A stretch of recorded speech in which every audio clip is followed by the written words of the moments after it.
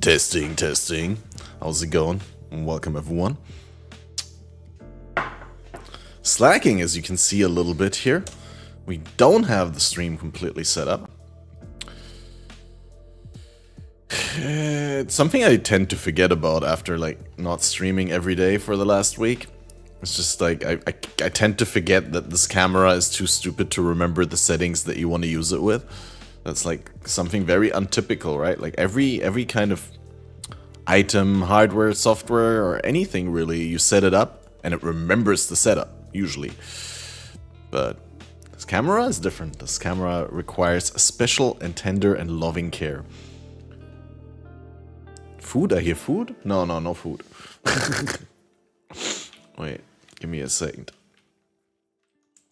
I'm gonna bring up the Twitch dashboard and verify that the first cannot be claimed. And welcome Stefan Maubach. And shout out Ice Tricks, of course. Catmaster plays this, so I don't need to. Interested in the Scourged items drop stuff? Yeah, I've played private leagues before with it's not Scourged, it's Scoured. What you mean, right? Kiss him bye-bye. Damn. Stream detonate badge. Wait, what? Really need to change the voice. I can't. Sometimes I can't understand it with the German accent. Leveling stream detonate bench. Oh yeah, dude, the detonate bench. I still don't get it. But yeah, you're right. Yeah, we have to get it. We have to implement it. Did you do BPL? No, I skipped BPL this time around. I did 2 BPLs this year already. So I'm looking forward to the next BPL, but this one I couldn't get myself to play.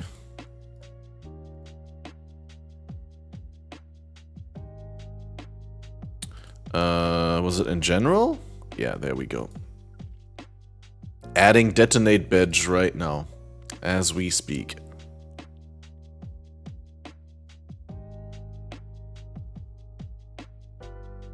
Emote already enabled. Alright, it should work now.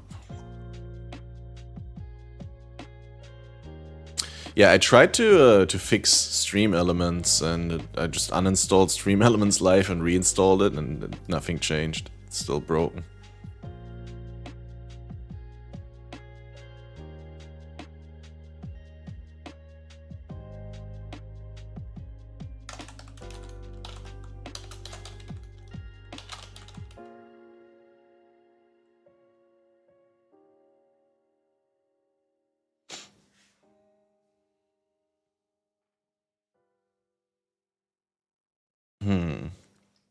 They did reply to me, to support.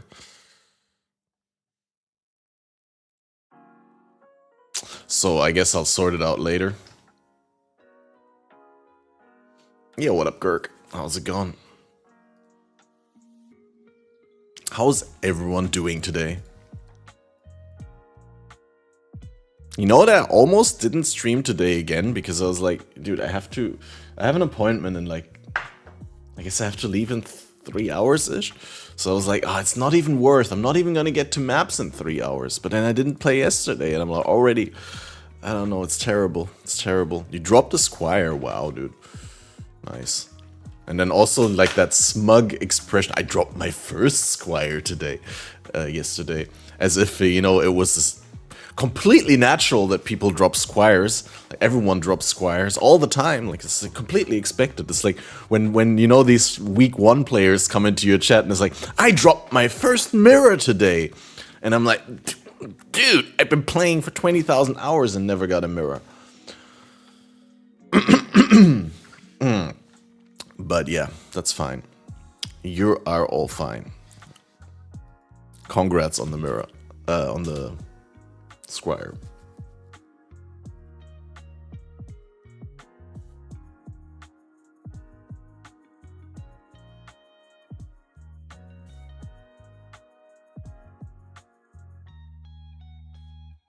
It's more like AMF every league.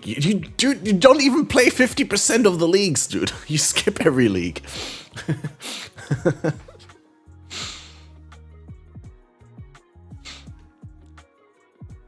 I mean, I'm not the one to talk. Oh, by the way, we got a new patch. New patch. 600 megs. Oh wow, okay, let's directly go into the patch notes there. Patch notes PoE. Let's see.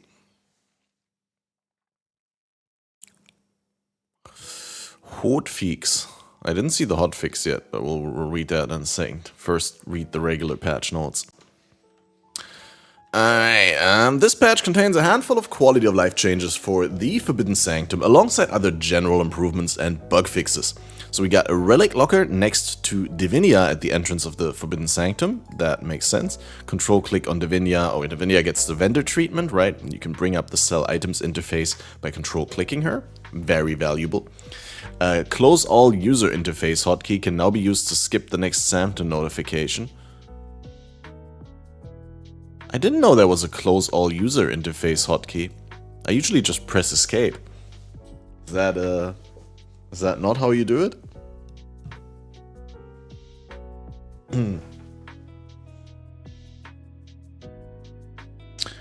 Then the leak interface and the leak panel hotkeys can be used to open the map in the Forbidden Sanctum. That is big. Honestly, I don't understand why that wasn't in there in the first place. Like, I would have expected it to work like that, but I didn't play Sanctum a lot, so.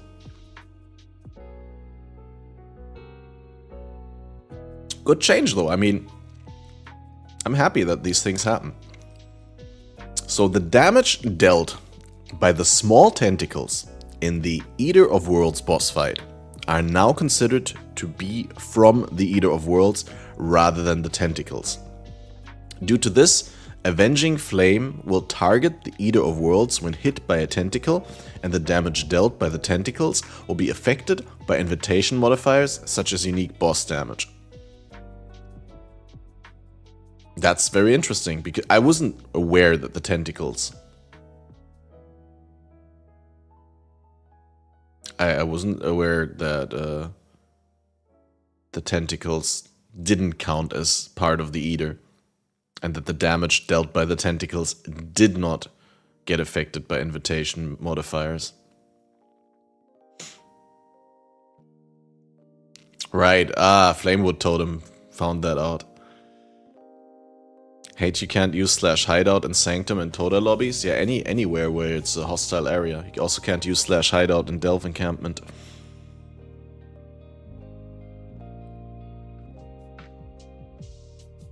Which, to be honest, I understand why it doesn't work, but I also don't understand why it shouldn't work, right? Like, I understand technically it's an enemy zone, and in an enemy zone you can't /hideout, right? What do you mean lobbies are not hostile? They're not a town area. You can use your movement skills there. So anywhere you can use your movement skills, you typically can't use /hideout.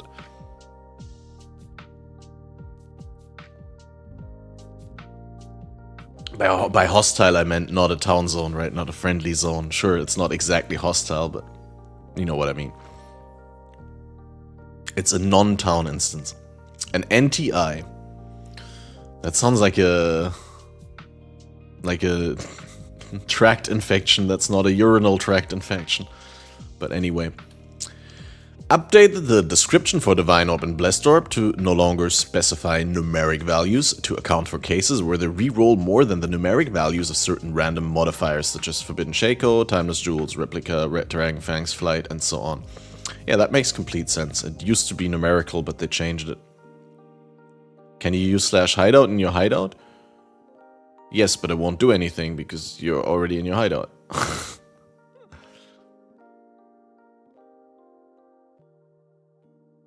You're saying because you can use movement skills in your hideout?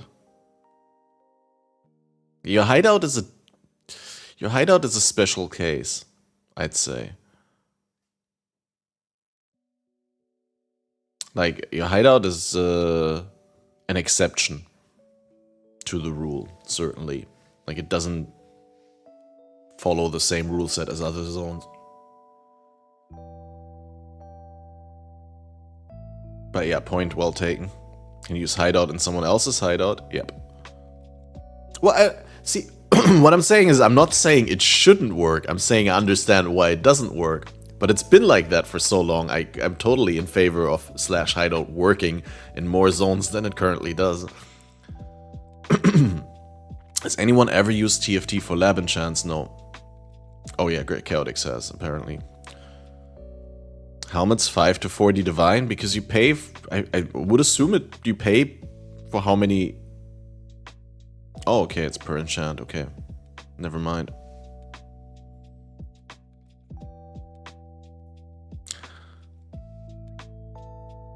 See, that's why I didn't answer, because I didn't know. So, currency type drop down features currency items when pricing in public stash tabs. This is big. This is very big. I mean, it's just cosmetic, but I think this is a cool change. Character microtransaction other than weapon skins, weapon effects, flask effects, and unique item skins no longer require an item equipped to the relevant inventory slot to display their effects. This is also big, guys. How is this not more hyped? Microtransactions other than weapon skins, weapon effects, flask effects, and unique item skins no longer require an item equipped. I'm 100% sure this doesn't include skills. But this means you can put on a helmet skin without wearing a helmet. Yeah, and Hollow Palm can use hand MTX and all that. But the question is, well, I'll ask again, but isn't it now possible to equip a finisher effect microtransaction to your offhand weapon added effect slot when using a two-handed weapon or bow? You can also equip these to either or both weapon added effect slots while unarmed. Are you saying that two-hand or bow gets two finisher effect microtransactions? And then it is now possible to apply both a totem skin microtransaction and a skill effect microtransaction to an applicable skill gem such as Searing Bond.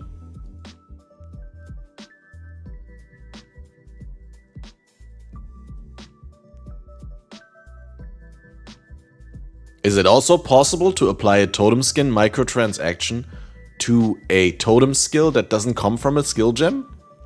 I.e. the stupid totem chest? Because that was the most frustrating part for me, when the totem chest was still meta for totem builds.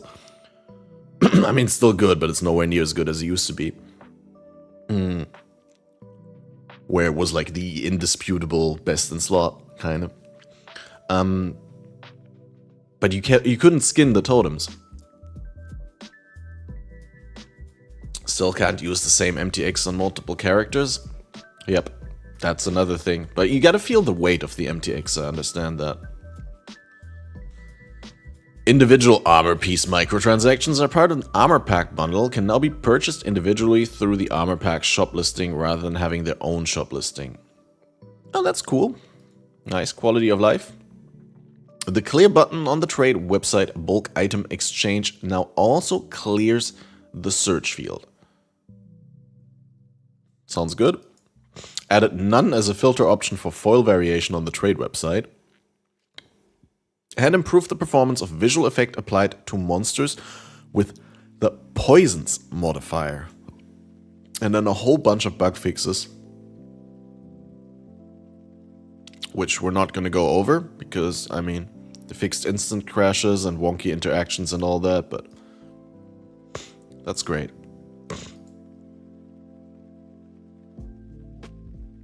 I mean, gotta appreciate that we're like 6 or 7 weeks into the league now and we're still getting like decent fixes and improvements to the core game.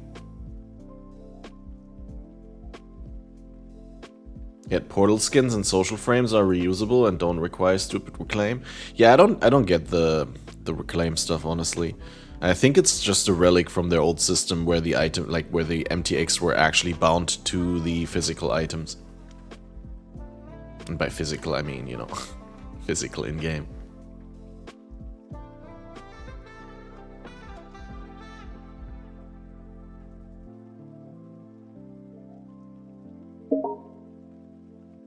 Are you fucking shitting me? Fuck you, Windows. Fuck you and your stupid gay bar.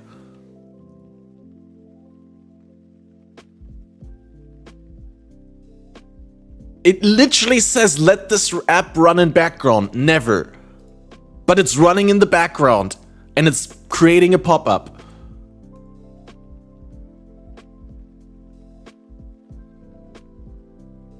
Reset it. And the Toucan League starts Friday night. It already started like Friday. We talked about it on the podcast already.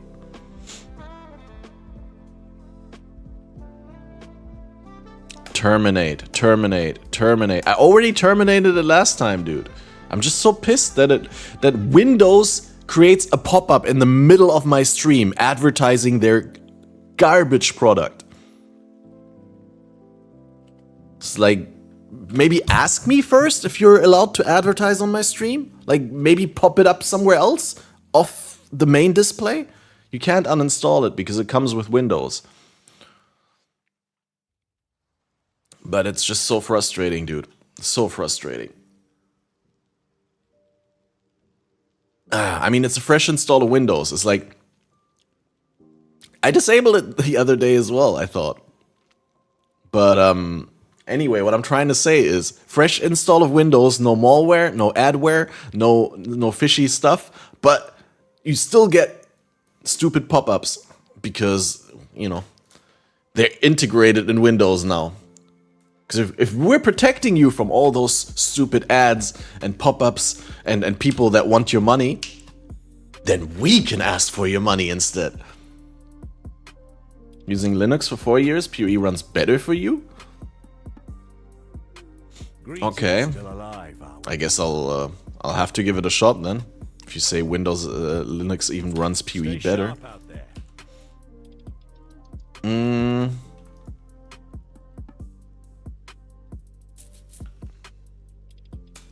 I want to do Blade Vortex as soon as possible, so probably by the end of Act 1 we're gonna do Blade Vortex. Just like my sisters upon the pyre.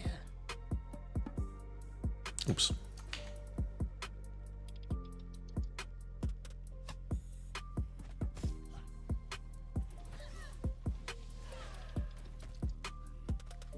But yeah, there's in the YouTube description there should be a link to the Toucan League if you want to request an invite. It's a private league hosted by Sir Gog. The modifiers are increased area of effect. Items cannot drop as magic or rare, and players have -20 to all resistances.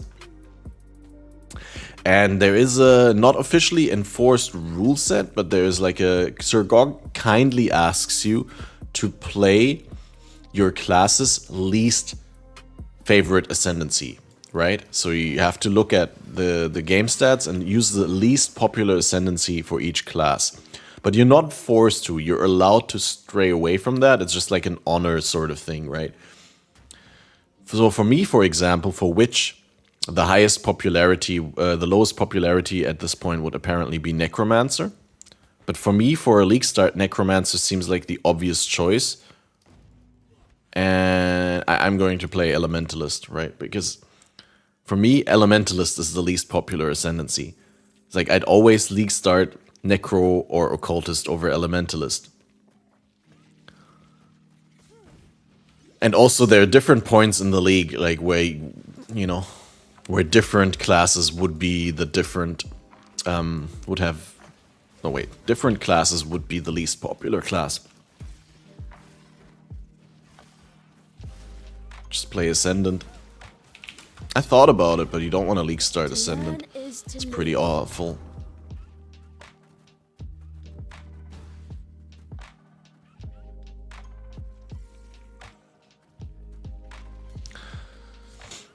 But no, I was just trying, you know, to say I shouldn't be playing Elementalist because Elementalist is not the least popular. But on the other hand, like, I don't know, if I was gonna play BV Witch, then I would probably play Occultist anyway. That would be the most obvious choice to me. And Necro is just like a super comfortable league start. I don't want to play Necro because then I'd just be playing SOS Poison. And that's not interesting to me. I want to play something interesting. So that's why I'm doing the LEBV Herald thing. The global chat is actually... We're not in it. 16807. / global 16807.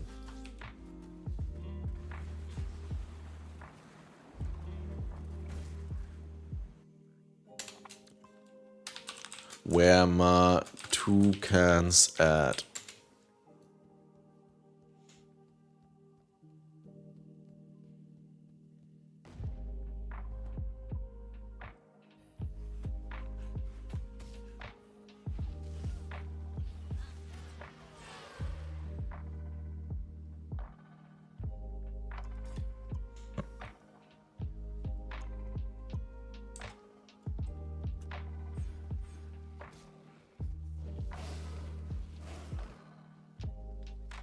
Slip and slide, Toads. Is that Slippery Jim?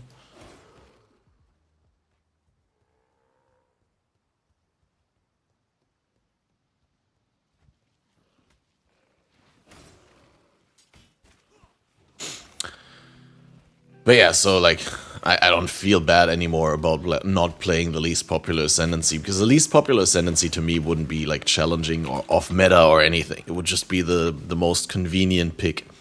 And that's why I'm not doing it.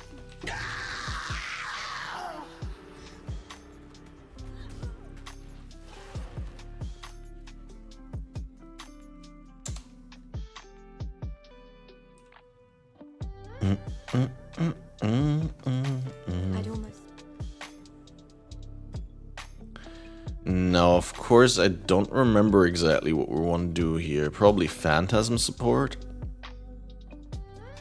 I'm still in the whole, like, Onslaught leveling mindset with the, you know, wanting a green socket all the time. But that's actually outdated, right? I'm gonna get that Goat's Horn for that RGB, I guess.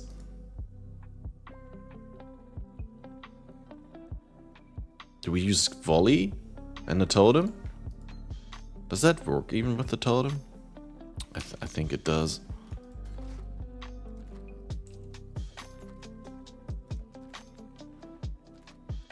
I'm not sure, but we'll find out.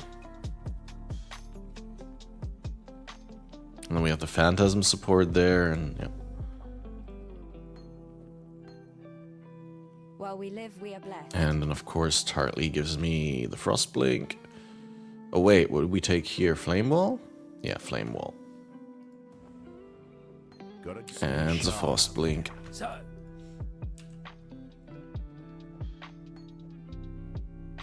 Oh, I also need another blue socket. Maybe look for some boots. Welcome.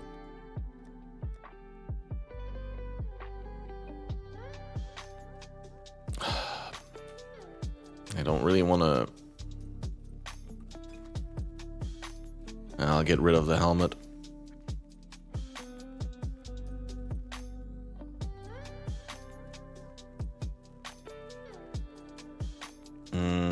I'll take the helmet with the blue-red, right? Yeah. Yeah, probably better. Oh wait, I don't even need another blue socket. I already have everything. Never mind. Purifying Flame would be nice, but I don't want to spend another Wisdom Scroll. Use a Megalol Momentum. In an attacker build, maybe I would. Right, but...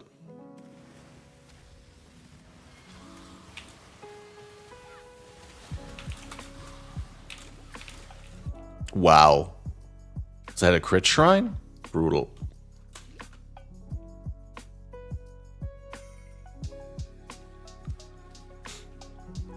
Yeah, that's where we learn, kids. If you see a shrine on your screen and blue monsters, you pick the shrine. Before you let the blue monsters hit you. To be fair, these guys shoot like a projectile-like thing that doesn't actually count as a projectile. At least not for additional projectiles. And these hit like a truck. It's insane how hard they hit. Like, the balancing of this game is just so whack in Act 1. It's like... I mean, I've said this multiple times before, but why is Act 1 the hardest act in the game? Makes no sense. Dude, I died again. I get stunned by these things. That's how hard they hit. You can't move away from it.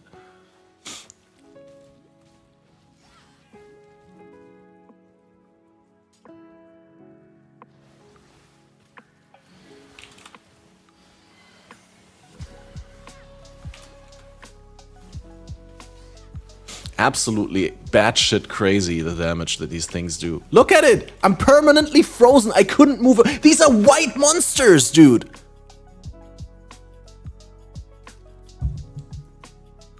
Where's the counterplay? Imagine I was a new player. Like, of course, like, as a veteran, I'm gonna be like, yeah, I'm frozen. Nothing I can do. I die. But, like, imagine how frustrating it must be to a new player when you feel like, well, there must be something I'm doing wrong. I'm getting obliterated. And it's like, no, you're not doing anything wrong. It's just the game is balanced like garbage.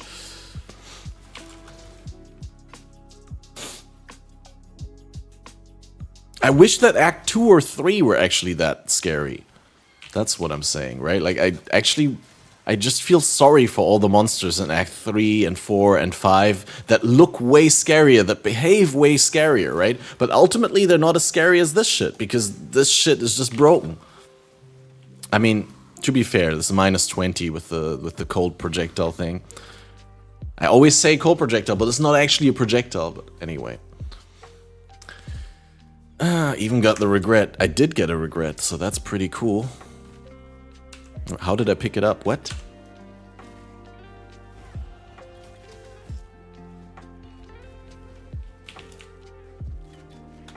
All right, time to get that totem.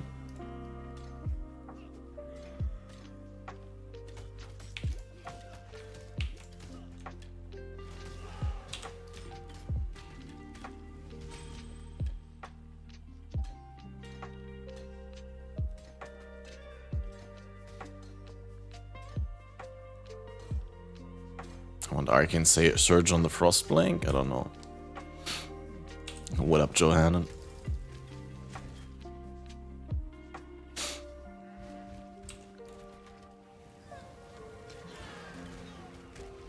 I think Volley might not actually be productive on the totem.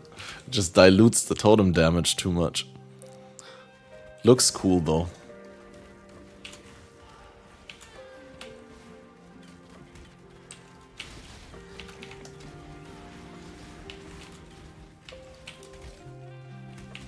I mean, I guess if you combine it with Frost Wall, it's not half bad, right? With Flame Wall. Actually does decent damage.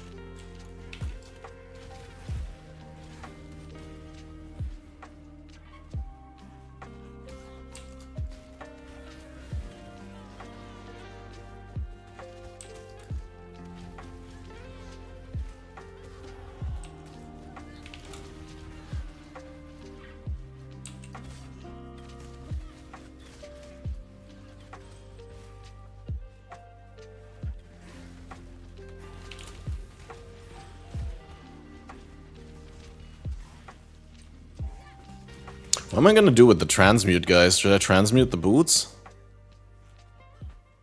I think that's my best shot at getting movement speed anytime soon, right? Maybe keep the transmutes for the vendor. Maybe we go back to the vendor and find movement boots.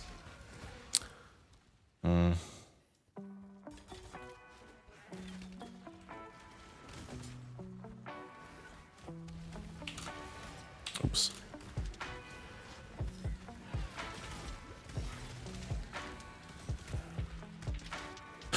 Probably keep it for a little bit.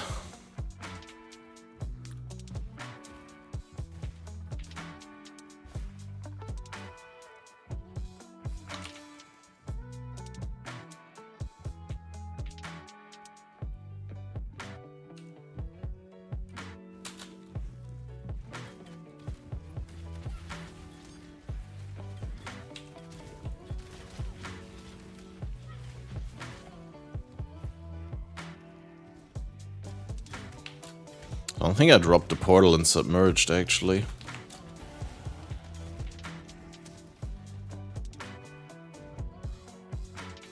So suppose we just continue on to the prison. Okay, I'm gonna put the totem here now because I'm pressing it all the time, expecting the totem to come out.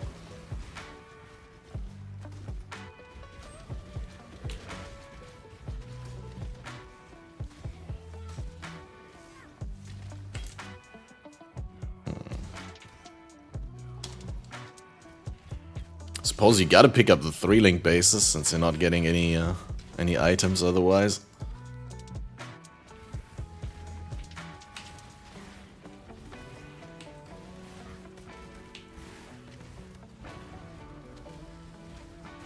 I wonder whether it makes sense to kill the area bosses for the same reason, because, you know, not getting any magic items, anything, but like these have a chance to give you currency at least, right? Like get another transmute or even an alch. That'd be pog.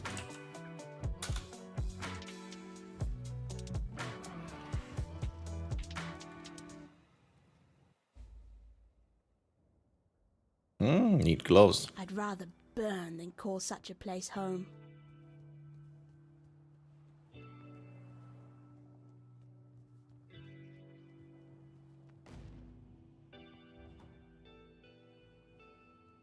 Yeah, Toucan League has items cannot drop as magic or rare modifier active.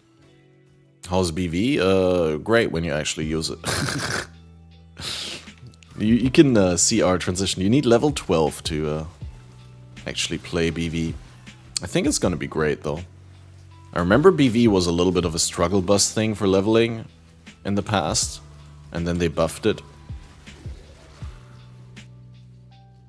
I mean, it used to be like real powerhouse, then they nerfed the skill all around because it was just too easy to deal too much damage without doing anything for a while, and then it was kind of shit for a while, unless you invested super hard into it, and that made it so that you wouldn't use it for leveling, and then they made it like better at lower levels, like they added base damage, I believe, at lower levels that tapers off, so that at the higher levels it would actually remain unbuffed.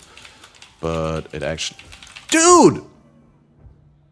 I just couldn't move, man! The minus 20 resist really, really big. Like, it just is the difference between me being able to move and, like, getting chilled and frozen all the time by enemies. And stunned, I guess, also. Because their elemental hits are just that much stronger.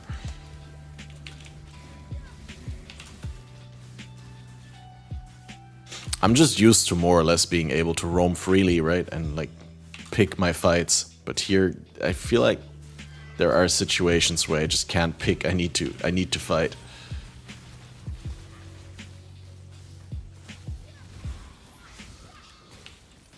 No, but damage-wise, can't complain. I mean, that's mostly because it's a physical skill and I got some physical scaling here, I guess. Never seen Doomsawer in game? I've seen it. It's not super common, but definitely had it. I think we're gonna get Firewalker because we're gonna do fire leveling.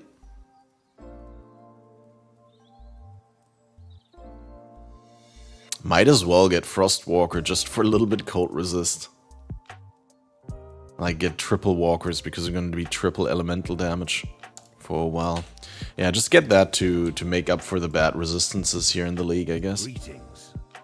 And then check movement speed. I know you can use the search function, but already not leveling fast, so might as well. Just hover. And yeah, no move speed boots, but we're gonna look for wands. Because the vendors are your friends in this mode.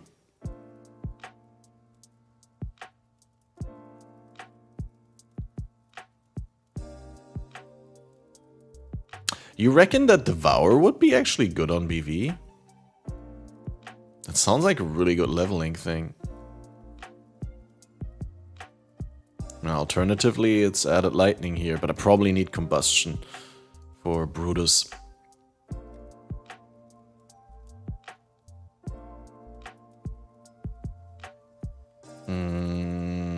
Do we change Purifying Flame? I think we change to Purifying Flame because that also is a physical skill.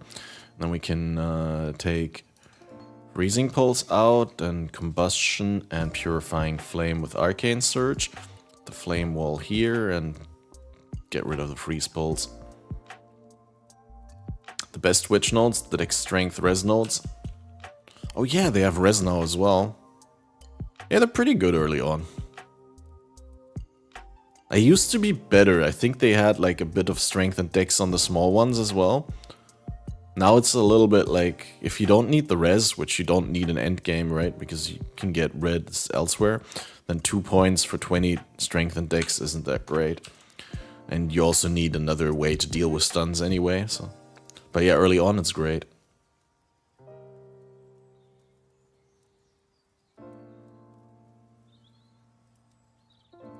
Yeah, but you said one of the best nodes on which. You didn't specify just for leveling. You said unequivocally, one of the best witch nodes are these nodes. And then obviously I have to contradict, right? Like if you're specifying the context for leveling, yeah, sure. But it's not, it's not the best witch nodes. You're not wrong though. I'm just, you know, always careful because people might be watching who don't know the context. Don't know the game or something like that, and I just don't want people to get the wrong takeaway message from the stream. And then be like, yeah, I learned this on Catmaster stream. But then it's actually wrong. Like, why do you have these nodes in your build? Because on Catmaster stream they were saying they're the best nodes on the Witch tree.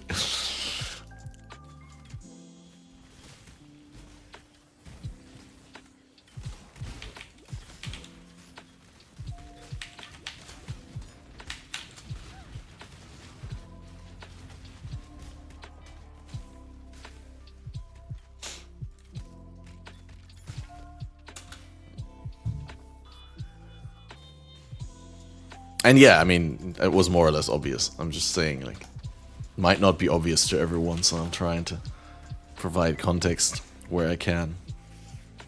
But yeah, you're right. We're already in a pickle here with the attributes. We definitely need those nodes to make up for our excessive strength and dex needs.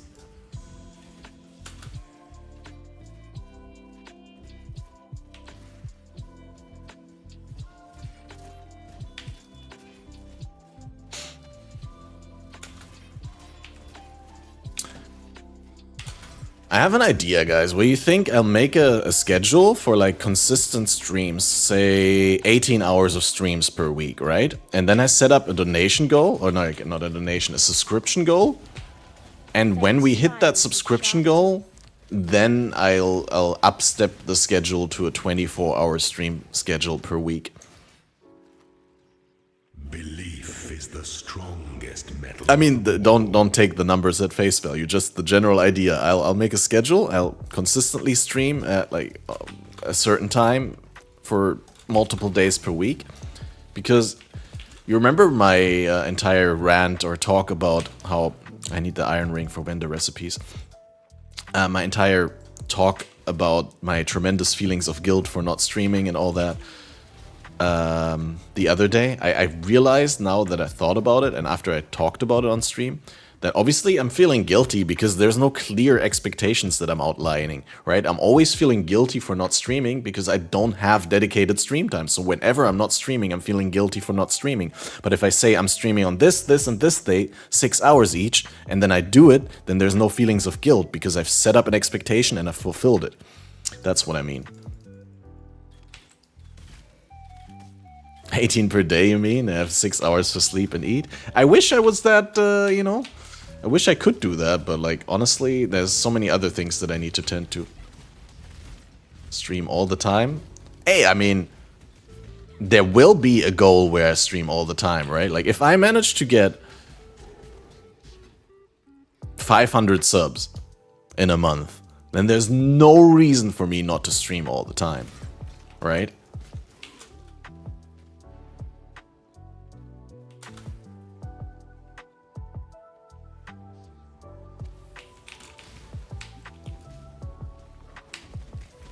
Let it go, you make other content, streaming is random. Yeah, I do need to make other content, definitely. That's why I'm saying, like, I can't do 18 hours per day Even though I'd want to, but it wouldn't work. Although I also think I'm physically not equipped to do that anymore. Like, I've done that in the past. Podcast is the most important output. To some degree, yeah. You want us to pay you money to overcome your laziness to stream consistently with fixed schedule? Basically, yes. No, I'm saying I'm going to do a schedule, which I have been owing you for a long time, and owing to myself. And I actually think it's beneficial not only for you, as people who want to watch the content, but also for myself, because it will resolve my feelings of guilt for not streaming. I just need to communicate with myself and with you guys clearly my expectations. That's what I'm saying. One place where your talents are free to grow. Just focus on the podcast. Yeah, the podcast is good, but the podcast doesn't fuel into my own success as an online persona or content creator, right? I mean, to some degree, but very minimally. Like, there's very few people who watch the podcast and like, I really like that Catmaster guy. I think I should watch his streams more often, even when he's not doing the podcast. I mean, I'm not saying it doesn't happen, but it's like the minority, right? Like, most people watch the podcast because they want to see the discussion with Balor and the other guys, right? And because we have changing guests, a lot of our audience also comes fluctuating with the guests, I would assume. It's like people come to watch their favorite streamer on the podcast, but then they're not necessarily watching all the other episodes.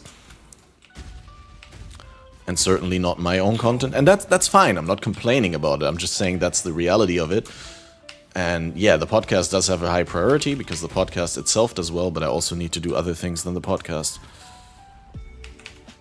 Like, I've tried in the past to pretty much prioritize only the podcast by doing like 2 episodes per week, and then I really didn't get much other things done. I'm out of mana. It's not good. It's the biggest problem that there's no schedule at all, yeah. I think that's why the podcast also does so well, because the podcast is the only somewhat consistent thing. But in the past weeks, I've gotten some consistency into my life, right? And now I think I can make a schedule that will repeat every 2 weeks. Balor is bigger than every PoE streamer? You mean like physically, or?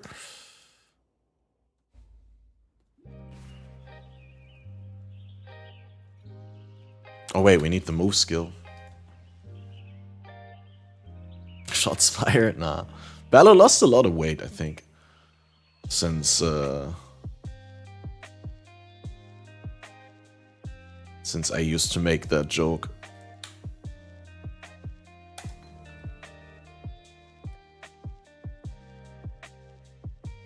Okay, no more MS boots. Still got 2 transmutes. I do believe that Freeze Pulse and Fireball are expendable here. So we can vendor these iron rings and get 2 nice resist rings. So that we're equipped for this act. 38 fire resist. Welcome. I don't know this old vest I'd like to wear maybe, but I'm tempted to transmute the boots to get move speed boots. So I could also use the Whispering Essence of Contempt. Though, because yeah, we'll do that. No move speed. Because the Fizz Reflect is fine, right? Like, I mean, takes away a prefix modifier, but it was a chance. It's loving the 2 podcasts per week. Great content to fall asleep to at night. No offense. I mean, I'm not saying it's not gonna come back. It's just it was a little bit rough. And I personally thought that when I did 2 episodes per week and then retreated for like a month and then there was no episode, that was actually worse than keeping like just a 1 episode per week schedule. But once we can consistently do 1 episode per week, even in the downtimes and all that, then I can also plan additional episodes around the league start, like supplementary episodes. Why not stream on YouTube? Quality is so much better and less competition. Yo, what up, Sir Gog? I do stream on YouTube. We're multi-streaming. You can see people in chat here. Like, we have people on YouTube and people on Twitch watching right now. It's just that a big part of my established audience is on Twitch. And for a while I was trying to only stream on YouTube, but it's just the reality that a lot of people who are used to Twitch's quality of life when it comes to watching streams are not willing to compromise and go to YouTube, because the YouTube chat features, the YouTube emotes are worse, and YouTube also does some weird things with stream latency, where if you don't make sure that you always refresh and like are caught up with the live broadcast, then on YouTube you're easily 20 to 30 seconds behind all the time, which is frustrating when you're trying to interact with the streamer.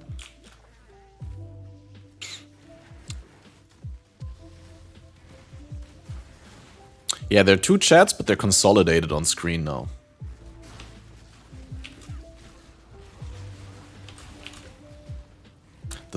The scrubbing is amazing on YouTube. Yeah, I mean, I'm not saying YouTube is strictly worse or better, right? Like, I personally appreciate YouTube a lot for what it does, but I can totally get the Twitch quality of life and the Twitch emote culture and all that. And then, of course, I also have people watching on Twitch who have, 60 plus months sub streaks and all that. And I kind of don't want to dismiss, and I did for a while, I tried it, right? But I don't want to dismiss the level of support that I've gotten from people who've been subbing on Twitch for so long. And like throwing away the Twitch stream and abandoning Twitch would feel like I'm also abandoning those people.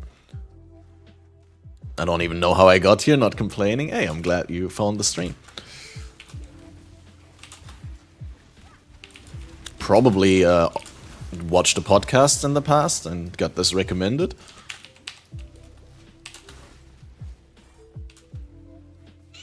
But yeah, I know the feeling. Like, YouTube is weird sometimes with the algorithm.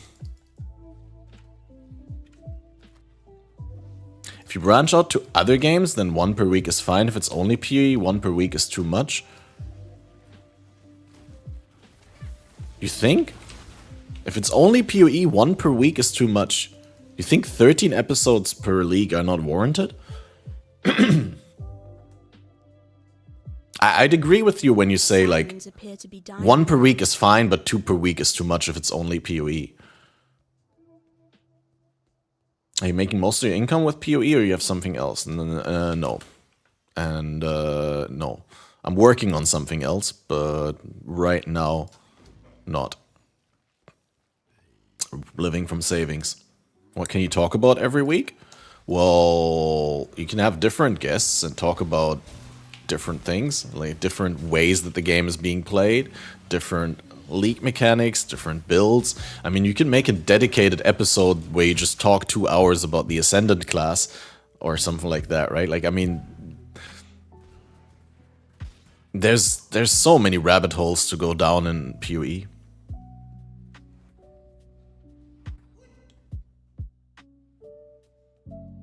You could talk about lawns, yeah. That is also an option.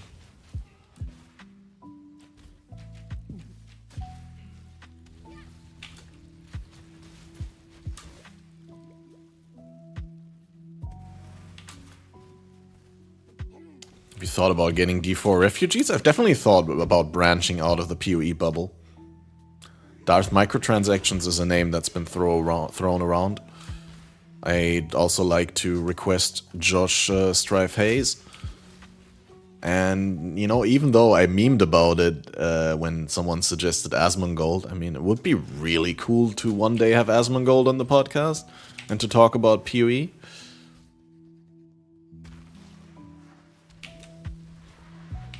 Because that guy is definitely a very, very individual.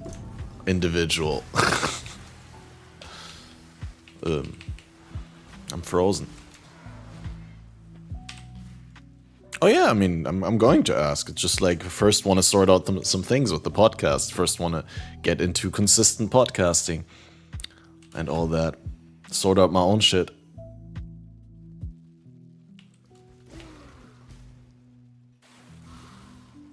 I have no idea what their minimums are, Surgog.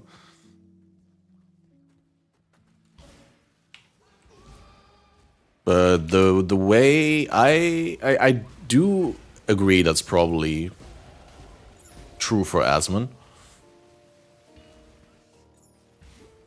But Josh Dryface seems like a very approachable dude, and like also like a kind of dude who, like, he reminds me a lot of Ziggy on a professional level, and Ziggy is also like someone similar to Zizaran, where they do remember their roots. They remember that they were once small streamers, and they were at the mercy of other people collabing with them and all that.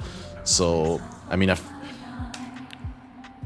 I've seen Zizaran on very, very small podcasts, for example, right? Just because he likes to give people the chance of establishing themselves. Friends, please understand that as a gentleman. Hey, enjoy. When is PoE 2? PoE 2 beta comes out in middle of next year, summer next year, and the full release is supposed to be around Christmas time, but I don't know. When it's that far away, like really, it might still change, right? We never know for sure. And GGG is certainly not a company to rush out stuff, right? That, particularly with PoE 2, right? With PoE 1, they try to keep their schedule, and sometimes they do have to push out a league because they can't like really postpone it any longer. But with PoE 2, they've specifically said, hey, we got PoE 1 going, we got a good thing going there, the company is not going anywhere, we're not under any like sort of pressure to release PoE 2, so we're gonna take our time. That's what they said, basically. Goodbye. Hello. Wait, wasn't I supposed to get Blade Vortex here and I didn't pick it? I guess there it is. So time to get the dicks. And then, should we already try Blade Vortex? I guess I could.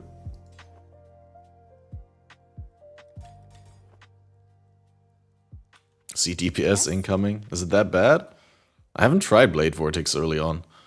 I thought it's better now than it used to be.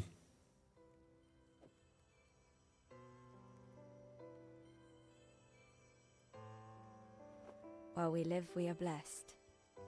The longer they wait, the more the hype, and the harder it is to live up to said hype also, though. I can't unequivocally agree to that. I feel like there's a point where they wait longer, the hype is not going to get more. And I'd also like to think that the hype for PoE 2 has actually been bigger in the past than it is right now.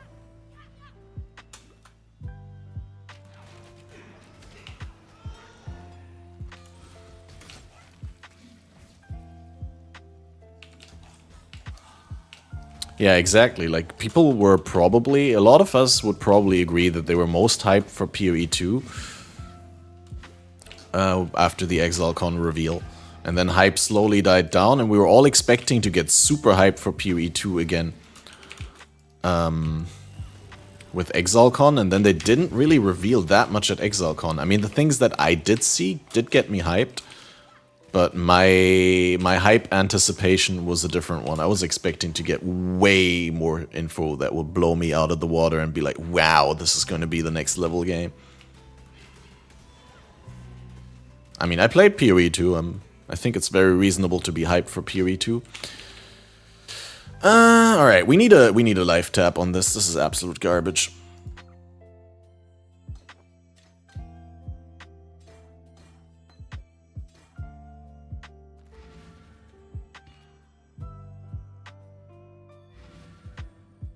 I have 3 IRL friends who quit PoE because why play when PoE 2 is coming? That was like 2 years ago.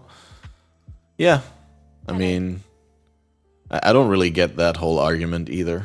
I was like, I'm waiting for PoE 2, I'm not playing PoE 1. It's like, first of all, they're fundamentally different games, right? So, there's not really a good reason to not play PoE 1 when PoE 2 is coming. Like, even when PoE 2 is out, you're still gonna want to play PoE 1 if you are the kind of person that does enjoy games like PoE 1. And then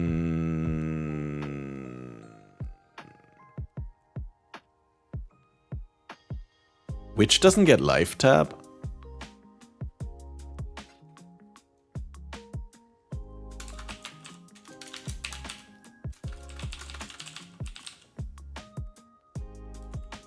Such a pre-alpha looking game at ExileCon compared to PA1. At this year's ExileCon? I mean, I played it at Gamescom. It was...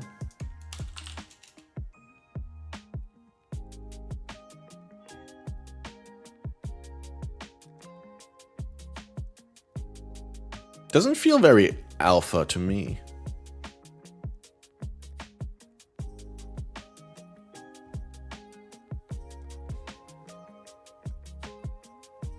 Wait, did I just... Oh shit.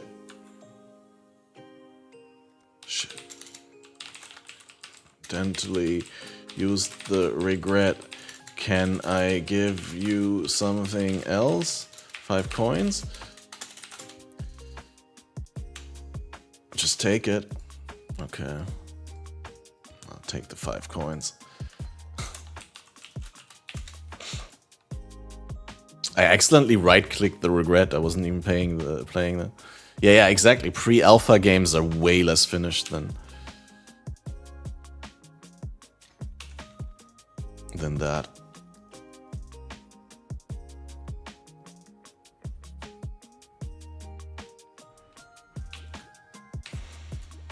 Okay. Now it feels bad to be using life tab right now, but we got a good life flask. And we're soon going to be reserving a lot of our mana, so that's why I made that move, because we're going to need it. And life tap is still, I mean, if I wanted to legit get it in an SSF viable way, then I'd have to...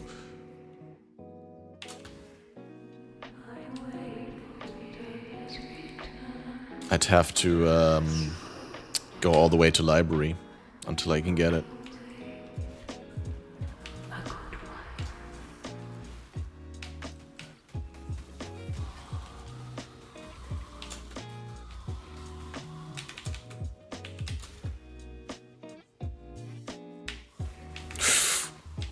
Yeah, I mean, ZDPS is not wrong, guys. I mean, it's still... it's not enough damage to get the squids before they explode, which is a problem. But I feel if I had actually good weapons, like if I wasn't sitting on, like, basically white wands, I feel like it would be okay. PoE 2 will be a completely different game? Yeah, watch ExileCon from this year. So, at ExileCon 2019, they announced PoE 2 as basically the 4.0 expansion for PoE 1. And they said they're going to change a lot of systems, and it's going to change PoE 1 too.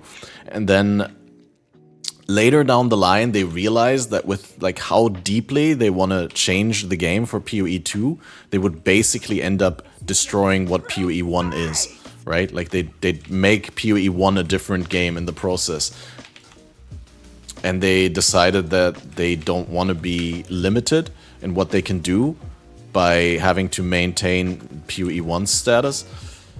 Dude, I don't have mana, I don't have life flasks, and I don't have portals. I'm such an idiot.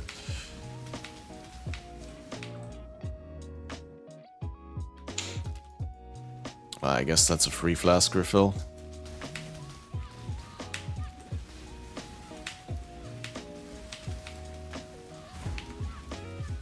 Yeah, I can definitely not recommend Blade Vortex for Merval. Although, like I said, I think it's been worse in the past.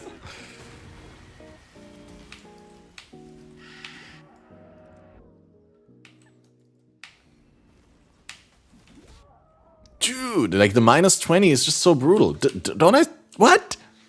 2 sapphires on. I'm at like 51 resist, dude.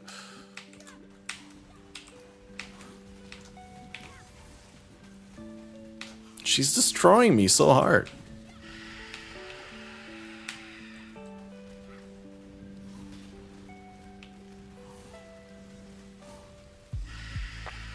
I'm just surprised, like... Because at this point it's really just the resist, right? There's nothing else that, Oh yeah, Sir Gog, by the way, I decided to... And I hope you're not super mad at me, but I decided to ignore the rule about the least used ascendancy because it makes no sense for me, right?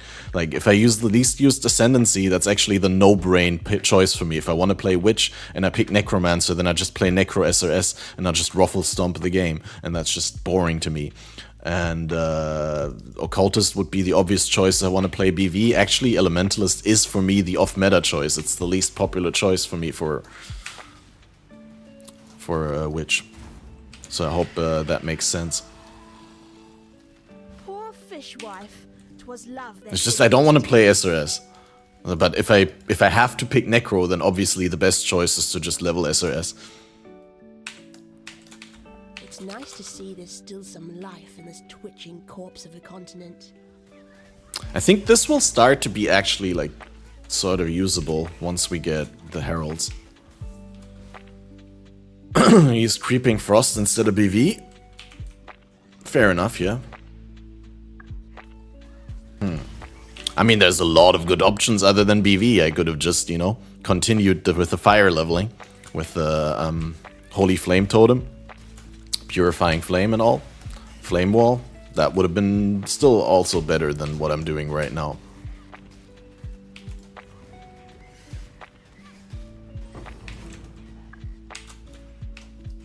2120 BV out of Toda. BV is Blade Vortex, which is the skill that I'm using right now. When you cast BV, you summon blades that circle around your character and that will periodically damage enemies in an area around you. Now, it's a stacking skill, so when you cast it, you get 1 stack of blades, and every stack you gain, like every time you cast, you get another stack, and every stack has its individual duration, right? And basically, based on how many stacks you have up at a given time, it deals more damage and has a slightly higher hit rate. It used to be my absolute favorite skill in the game. And then it got somewhat butchered, and then recently it got brought back to life. Never managed to make a decent LABV build that's not total glass cannon. Yeah, that sounds about right.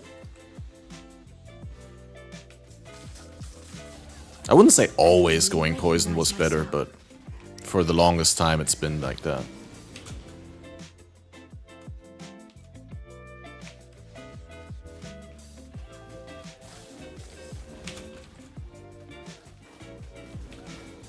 Yeah, but mana stacking is probably not what people refer to when they say LEBV. Even though it does deal elemental damage.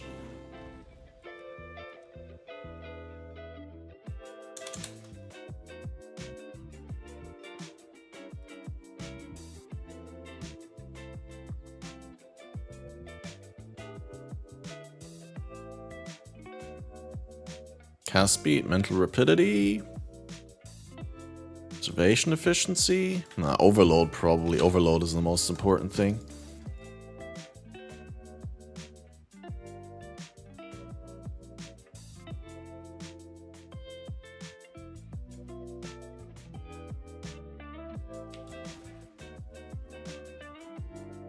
Old days of screen wide BV was the best. With the old AoE scaling when it was still scaling the radius. That was crazy. The game was insane back then.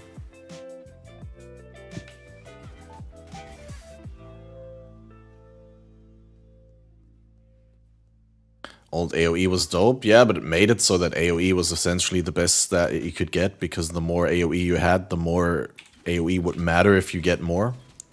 Like when it was scaling the radius, the bigger your radius is already, the more AoE you gain by gaining the same amount of radius. Like going from, you know, 10 to 11 radius is not as impactful as going from 20 to 21. I understand why they changed it. Kind of makes sense. It's the same as with the max resists and with the reservation efficiency thing. Oh, it's quadratic, right?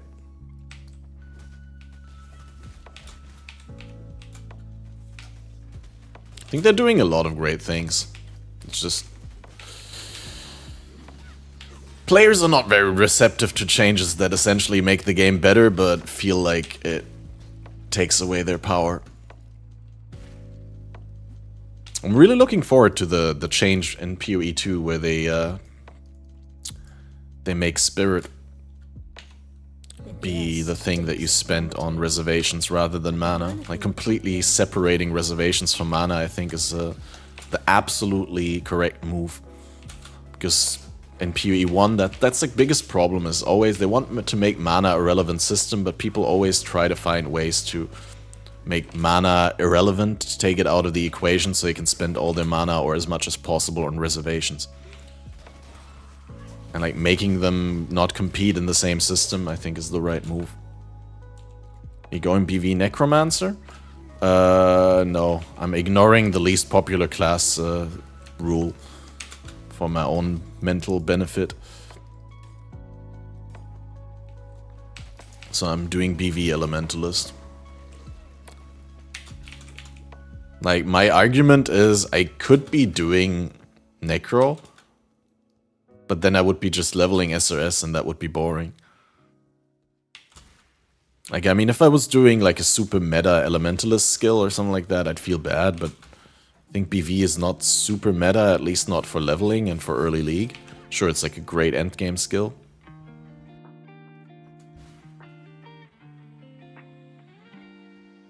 Wait, I still don't have enough decks to level that, wow. That's problematic. I need a Dex Amulet, then.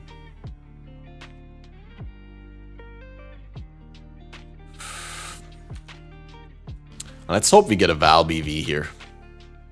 A Val BV would be very big.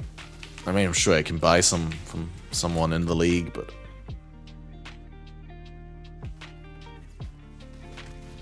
BV early act bosses. It's gonna be great. It's gonna be a lot of fun.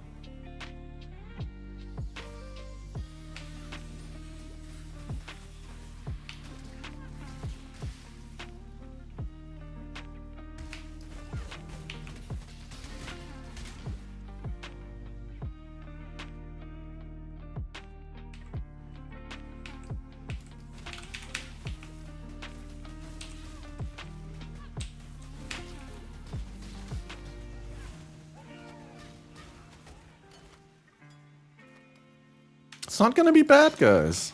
Calm down. Val Molten Strike, Val Lightning Arrow. Nope.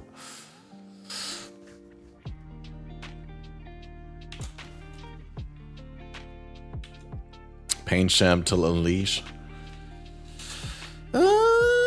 Yeah, probably.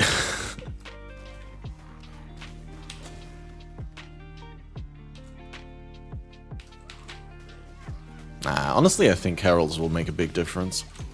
But I won't be able to get all the Heralds because I don't have alterations, which is what they cost.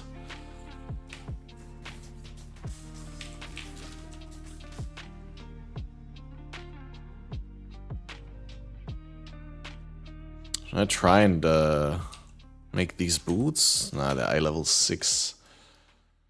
Probably get a higher base. Oh man, getting essences, that's huge. I love that.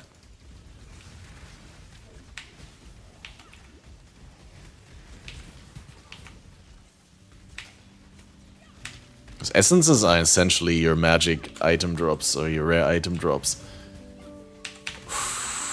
Dude, Skelly Mage. Ugh.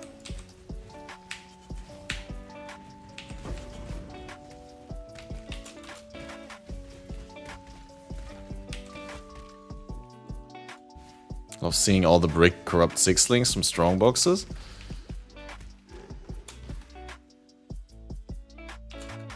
Is there a lot of them?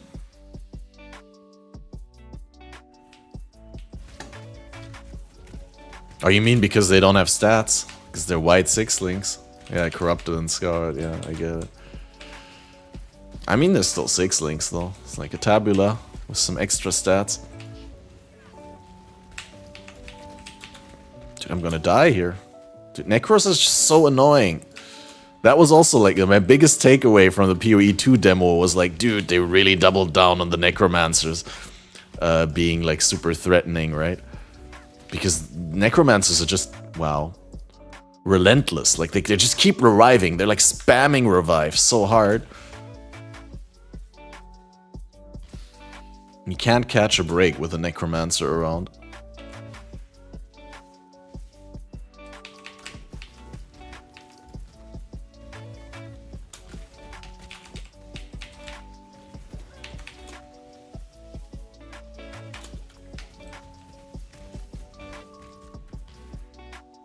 Yeah, I'm sure that the inspiration was Diablo 2 for that specific aspect of the game.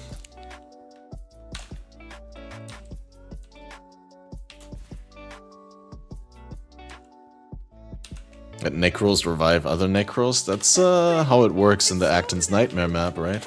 The bosses can revive each other, the two Necros. I just wish that they wouldn't like die instantly, so that there's actually a chance that that fight turns out interesting, but... Kind of forgot that I didn't have flasks to face tank and played as if I had flasks to face tank.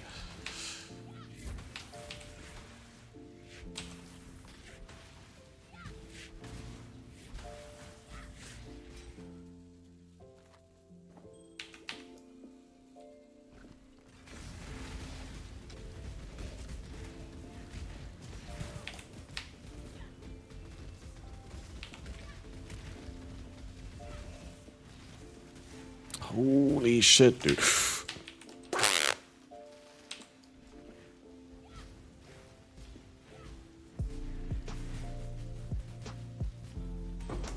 Yeah, it definitely would have been way better to level the fire-based shit. Which, again, that's why I'm not feeling guilty about doing LEBV, because it's not a particularly great setup early on.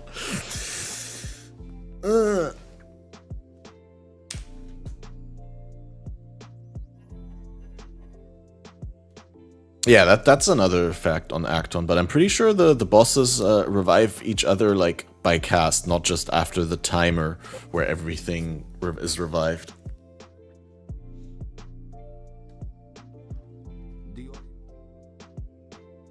Okay, I guess Hell of Thunder is the one that we're most likely to be able to use and level. I don't spend my transmute because we definitely need to spend the transmute on a Dex amulet.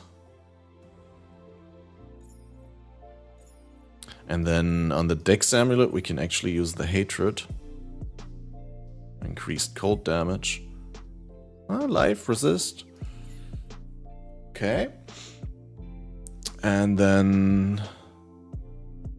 yeah, I'd like a boot base. Go with the spirit. I like a base of boots that I can hit with the greed.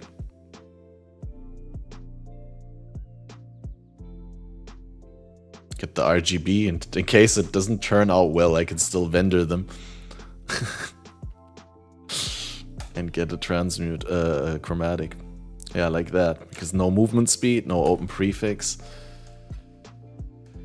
Goodbye. Exiles.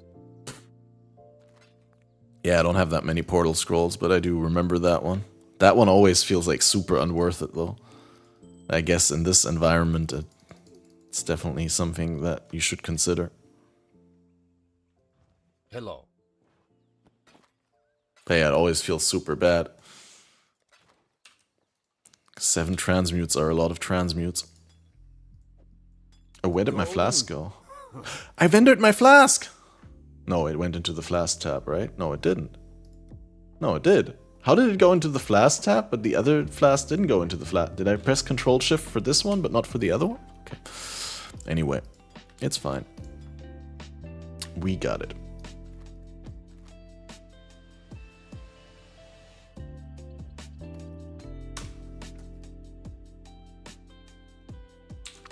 Well, I need alterations. Did I vendor anything that give me alteration shards? No.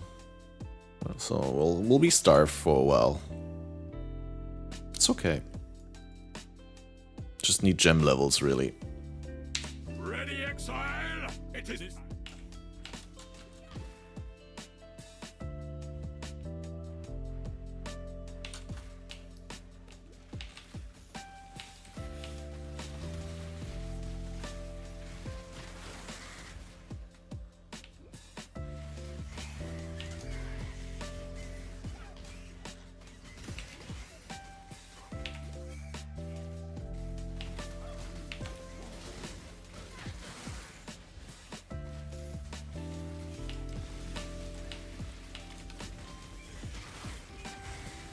gonna ignore the beasts because they're probably too tanky for my ZDPS setup.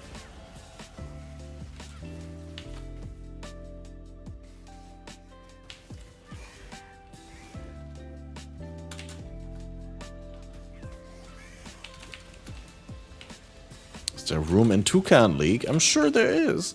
If you follow the link in the YouTube description, you get to the private league page and there you can request an invite.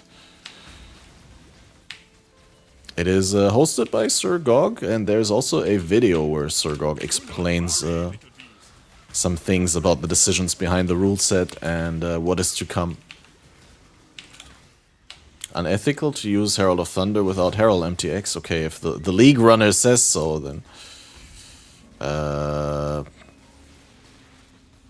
Dude, I hate this game so much. Wait, there's no reclaim button here? Are you fucking shitting me? That's a bug, right? Next level, dude. Next level.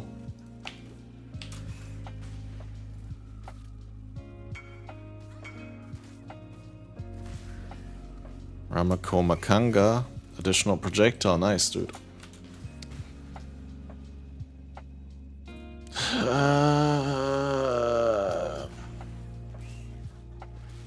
I can't find it.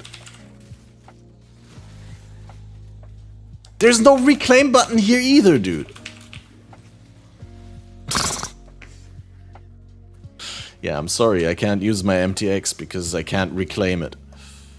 So we just have to use the Gloom. I died. Oh, that was so not worth. I have to traverse the entire zone again.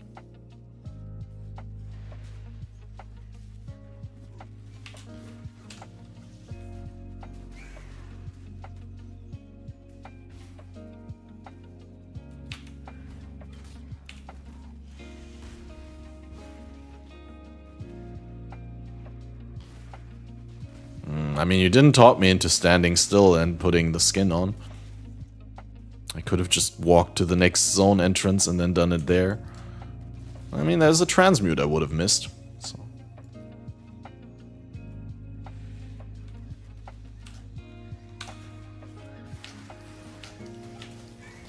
Now the problem is Overload doesn't do as much for this setup as it would for others because I don't convert any of my damage just yet. So... Probably gonna buy Rimso in a bit, when I can afford them. I need to gather some wealth so I have something to trade.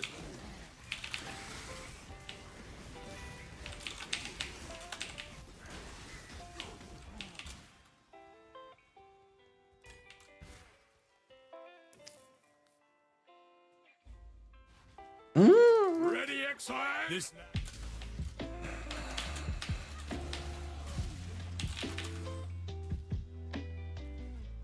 To a starter flask, I need level 18 to be able to equip this one. Yeah, fuck you too.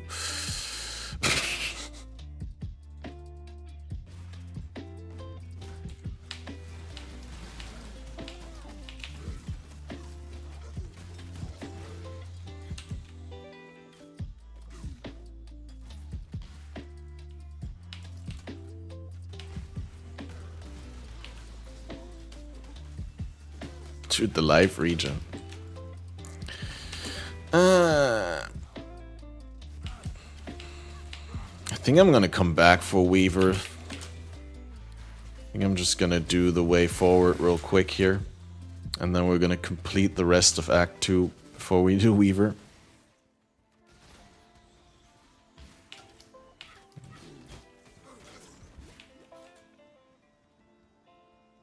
Yeah, I don't like asking for handouts.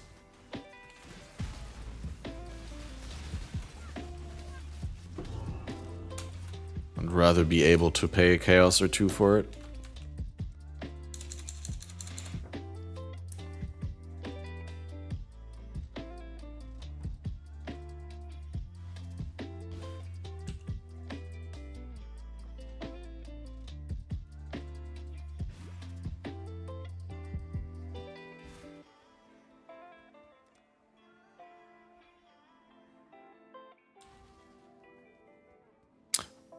I might need the deck soon.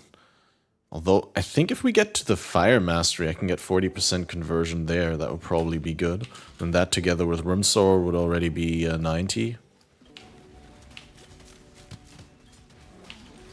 At least be some benefit to Overload then.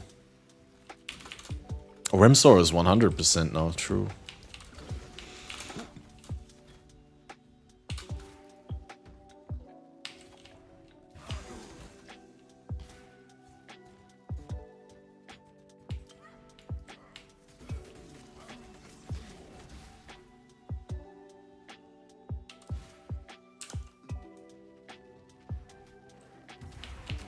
Holy shit, dude. What's up with these guys? Why did they deal so much damage? They just blew bears. They didn't even have damage mods. They were just lightning and shock resistant.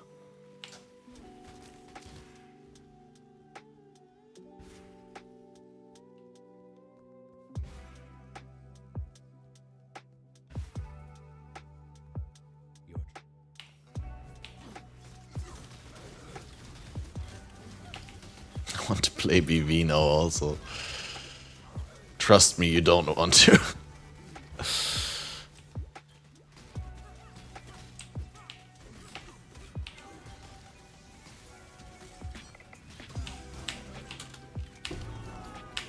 It's kind of disappointing, really.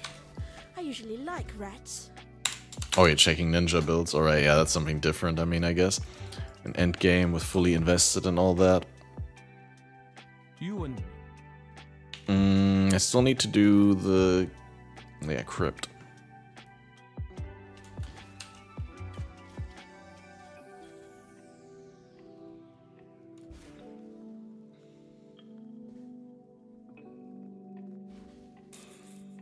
Hope they make BV good again next league. What's wrong with BV?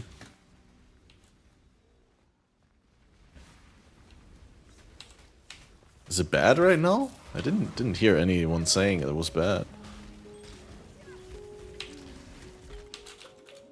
Pretty sure last league people were playing... hate how small the AoE is. Yeah, but it's essentially a skill that deals damage without you casting it. I mean, you cast it once and then you walk through things. It makes sense that it has a small AoE.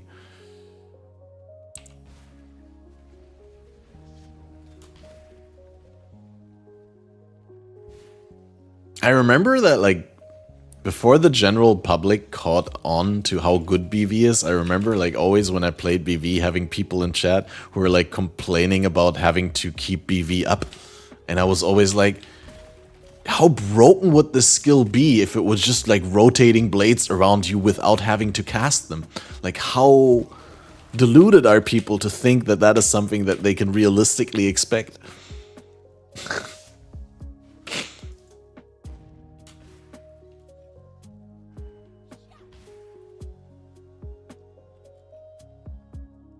And people were happily at the same time playing self-cast skills, where you have to walk up to a pack and then cast. And with BV, you could just cast and then walk up to a pack. And in the end, it's the same. But for some people, there was this cognitive dissonance where they were like, yeah, I really don't like having to keep up the stacks. If the stacks were automatically kept up, then I would be playing BV. And I was just like, always like, guys, you're so deranged.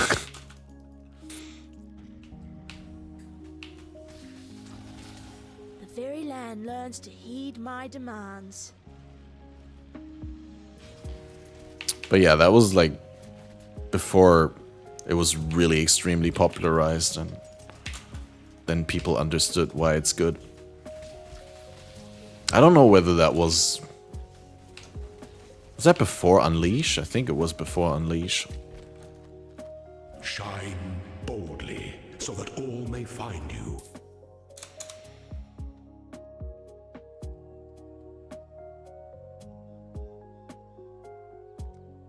Winter Orb got murdered? I don't think Winter Orb is dead, honestly. It's like a high investment skill. I'm pretty sure... Isn't Arrow playing Winter Orb right now? He said that he was playing a Warp something. A couple of days ago, I think.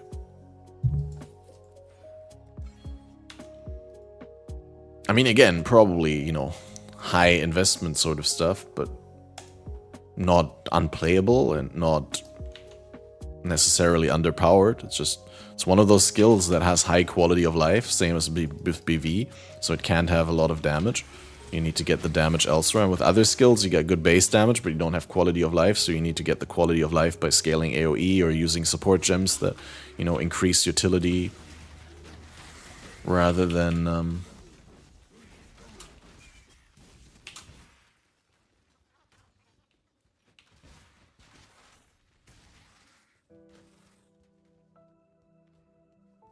yeah, exactly. I think it's still a really good skill.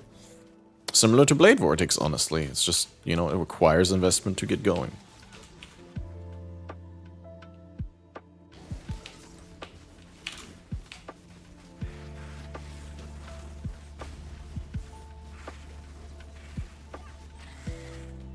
Toda is amazing. If by amazing you mean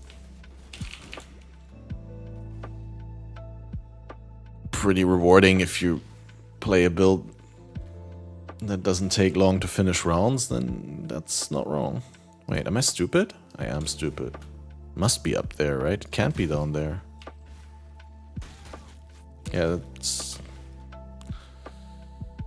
it's pretty boring if you play a specialized build for it as well, yeah. Gameplay wise. I mean, I haven't, so I can't talk out of my ass, but like I've seen some gameplay and it's like I always thought it was fun while like I was actually like engaging with things and killing and stuff.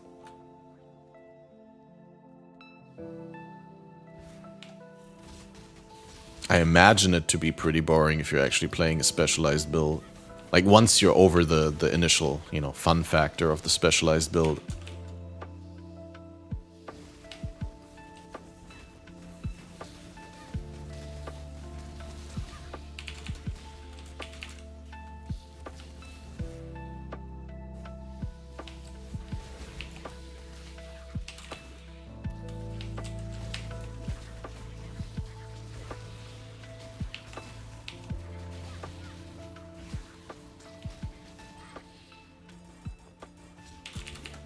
I was basically just saying you're enjoying it mostly because you're getting extreme rewards, but you wouldn't be enjoying it if you were actually having to engage with the mechanics of it and like with a regular quote unquote build. And then the rewards wouldn't offset the enjoyment because you wouldn't get them as frequently.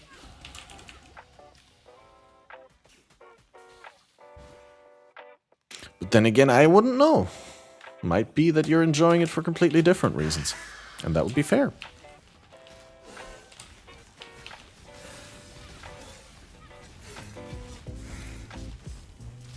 I just personally feel like when you're optimizing it for rewards, then yeah, the rewards are really fun, but then the gameplay is not very engaging.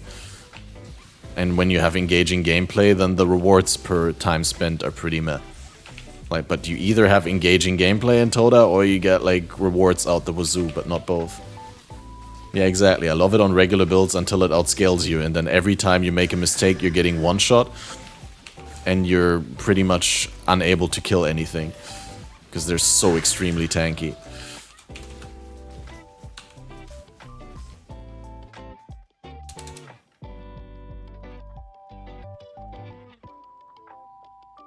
I mean, no hate, right? Like, it's cool to have it in the game. I'm even happy to have it core. It's just... it's not particularly my thing.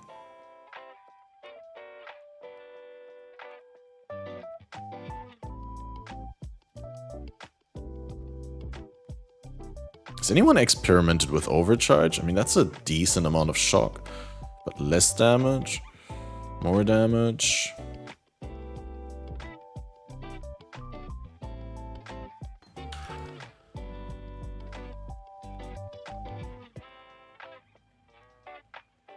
Your enjoyment doesn't get invalidated by anything, dude. No one is invalidating your enjoyment. I mean, how is that even possible to invalidate your enjoyment? Ready, exile?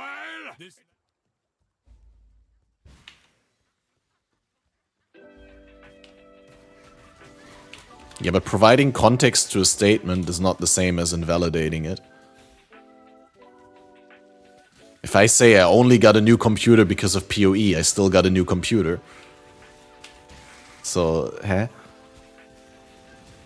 Are you only getting food because you're hungry? That means you're not hungry, or what? Huh?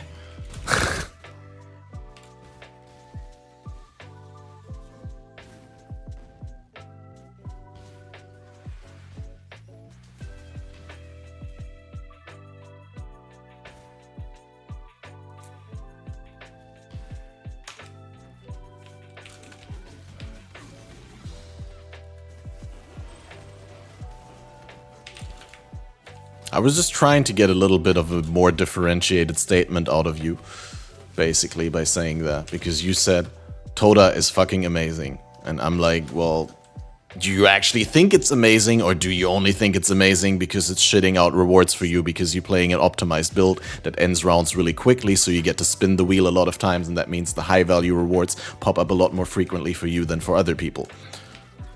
Like, you're at the top end of the sort of the reward economy for the league. So my question is, are you genuinely enjoying the mechanic, or are you just enjoying swimming in currency? But no attempt to invalidate your enjoyment.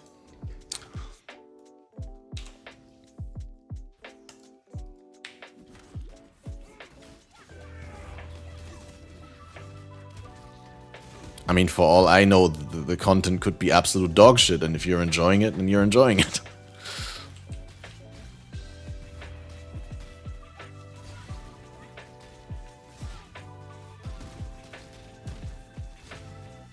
Come on! Why, dude? I need a vitality or something. I just can't bring enough HP here.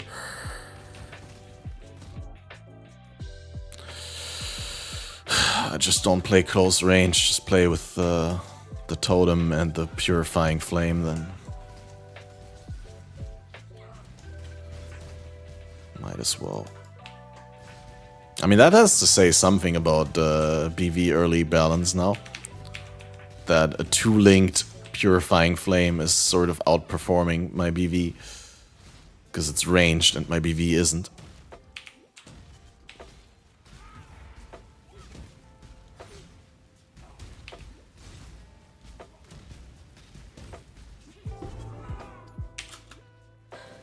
This land has no time for avaricious little despots like you, Oak.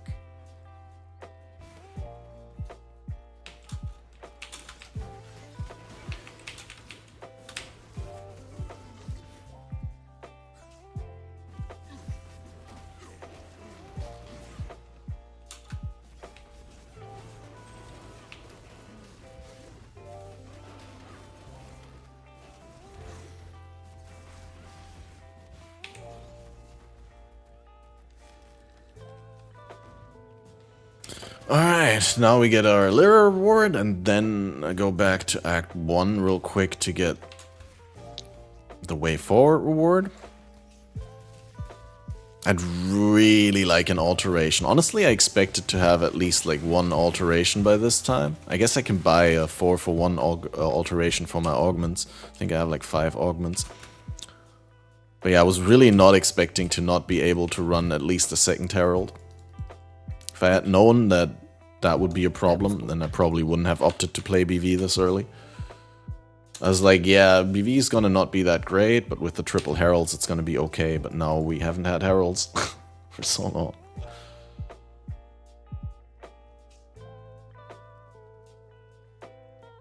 I thought you were a fool for seeking. Farewell. Quite a straight there. Damn me. Stay sharp out there. Always fast clear 1 or 2 zones, and then, I mean, I cleared like 10 zones and I didn't get an alt.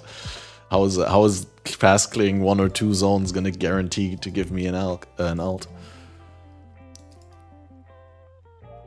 Content itself is bullshit and will be. Yeah, see, that's basically what I'm saying. You crossed 1k ranking, best currency per hour ratio I've had in a long time, but the content itself is bullshit. I gave the Yes. So that's a differentiated statement.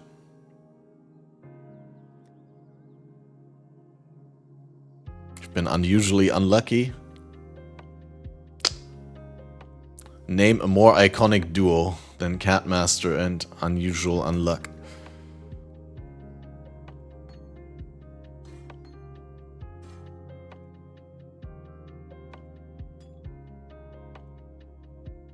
Goodbye.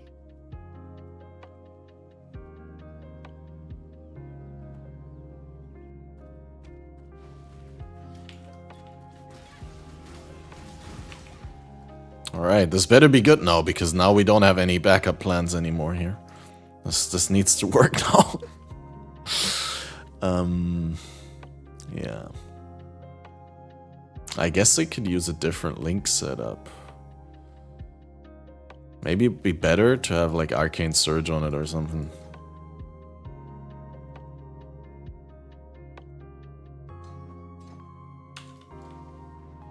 Because the mana doesn't seem to be the issue right now, and the life tab really hurts to sustain. The mana is only an issue when I reserve 3 heralds. That's also the reason I bought the life tab early, because I need the life tab if I'm going to reserve all my mana for heralds. But now that I don't have the alts, I can actually not buy the heralds, and that's a little bit of a troublesome aspect of my progression, but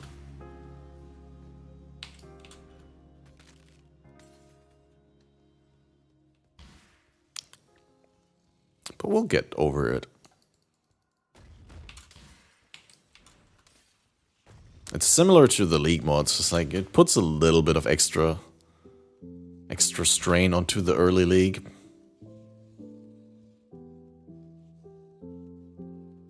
But once we're past the middle, it's gonna be great.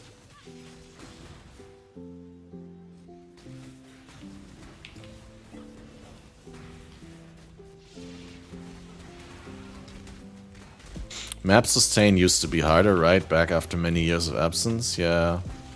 Yet people still complain about map sustain every single league. It's like, oh, I'm not sustaining my maps. It's like, yeah, you have like 10 Atlas bonus.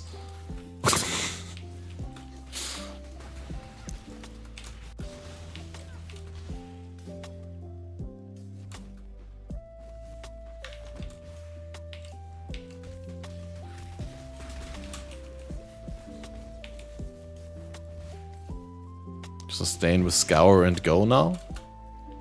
What do you mean Scour and Go? Just running white maps? Or you mean Alk and Go? Never heard of a Scour and Go strat. But that makes sense. I'm pretty sure you can run scoured maps if you have some completion and Atlas passives. Running into dead ends, but I'm like, you know, already here. Might as well get some XP. I'm getting the fire wheel not because I deal a lot of fire damage, because I'm just looking to get the 40% conversion before I get Rim, so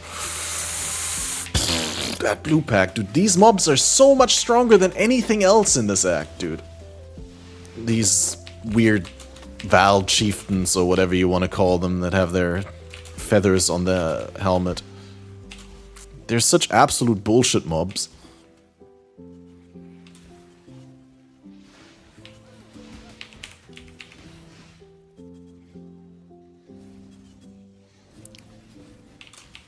Like, why are they so much harder than anything else in this act?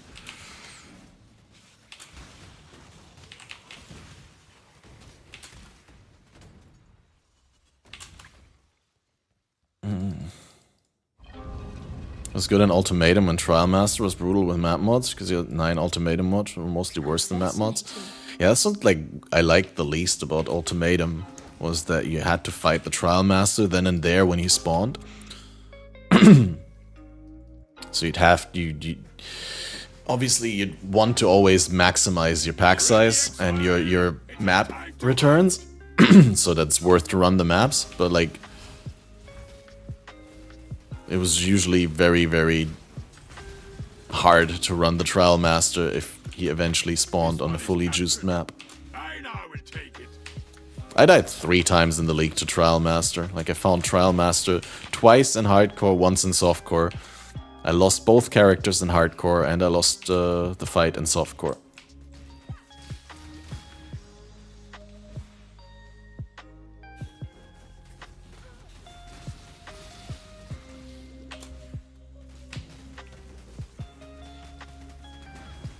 Yeah, it's the way to go if you want to like be able to do the Trial Master fight when he spawns.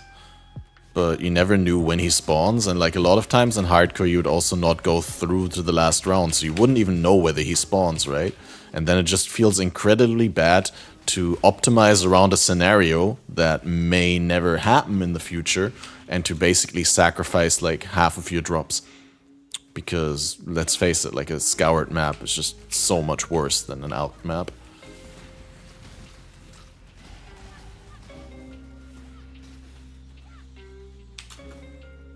Never lost to him, I was doing the scour strat, was lame. I guess. For me it was just lame that I didn't really get to, like 2 things I didn't like about it actually. The fight... I didn't like that you had to do the fight in the map mods that you had on the map when you found them, because you were obviously heavily incentivized to invest in your maps for the average return, but like when the Trial Master spawned you didn't want map mods because it would make the fight too rippy. And then the other thing was that obviously you would want to farm maps on your main farming character, and you would want to do boss fights on your bossing character. But you had to do the fight then and there when it spawned. You couldn't even take a different character into the fight. I really dislike that. I know that they wanted to make it so that the fight isn't tradable, right? So that the people who get the fight would have to fight it themselves. But that was really like, that was really punishing. Because generally speaking, PoE is a game that tries to incentivize you to make multiple characters that are optimized for different things. But then with Trial Master, that just completely undermined that.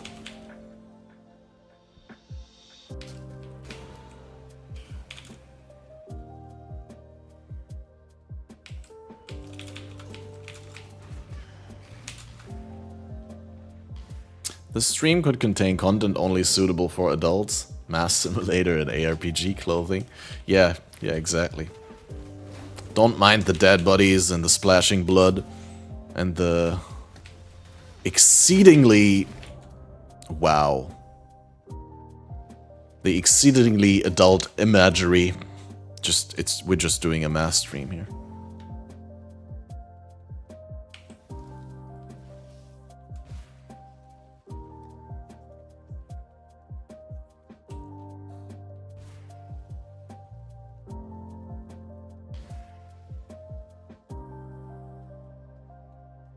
I think what messed me up here was the AoE. There was just so many bears ground slamming, and I was getting hit by way more ground slams than I would usually get hit by.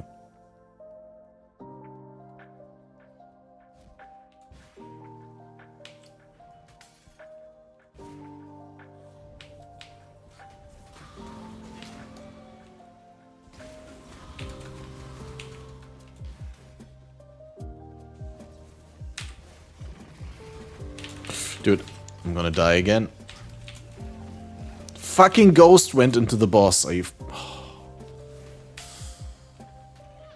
I'm gonna go to the waypoint before I fight it. I want to fight it because it could drop a unique item or something, but... first getting the waypoint because I'm not... yeah, surviving this. Nothing exiles. I dream.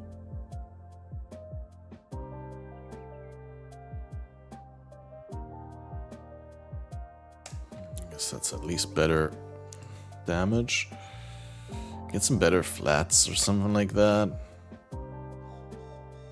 This is all shit. 3 to 7 cold, I guess, is better.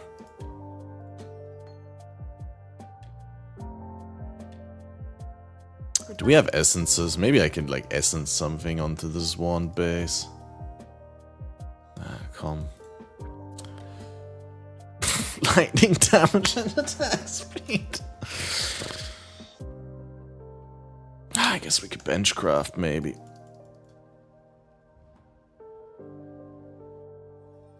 right. Till next time, shall we keep, Savior? You don't even have flat damages to benchcraft? I guess Solaris. Yeah, Act 3 Solaris.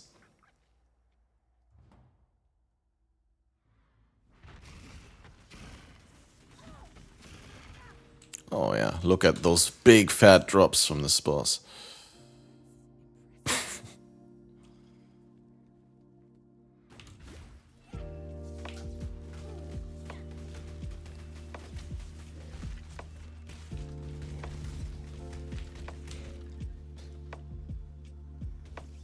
Man, I want to use my MTX. Stupid game.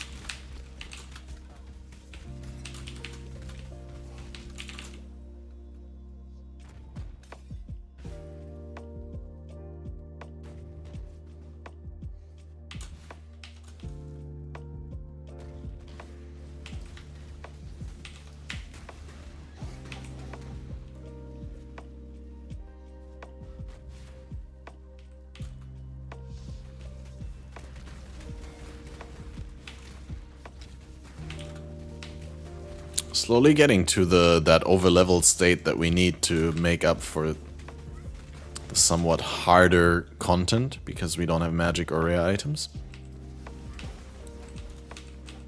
I wonder where's my skill gem at right now. I'm just about to hit level 4. Every level up is roughly, I'd say, 12% more damage. I don't know, this, I'm just guessing off the top of my head. Have to do the math. But like for most skill gems, it's between 11 and 14% more damage per level.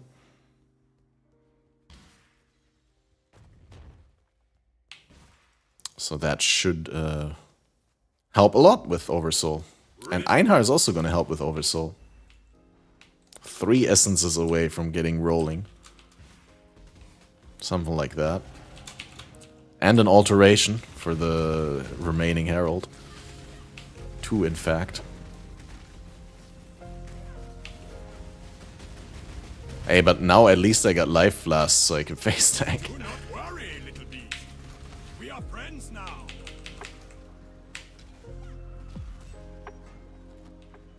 Ringmail boots. I'm tempted to just take the boots, because we do need movement speed at some point. And if I can just like throw a transmute or something on them, maybe. A transmute is not a good idea on high level boots. It's good on like level 2 boots, but alching should be a thing. Or essencing.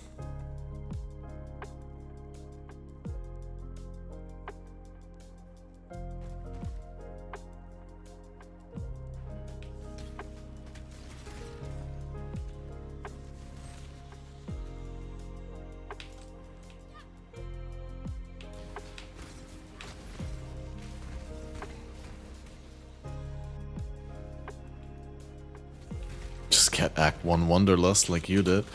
Not everyone can have godlike RNG. Some of us are meant to be struggling, to be suffering.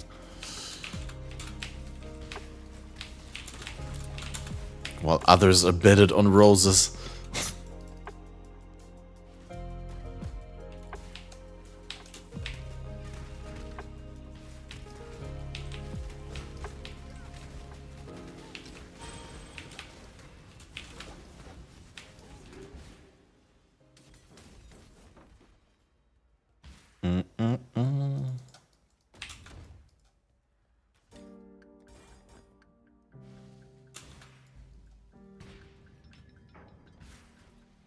We meant to suffer. It's our lot in life.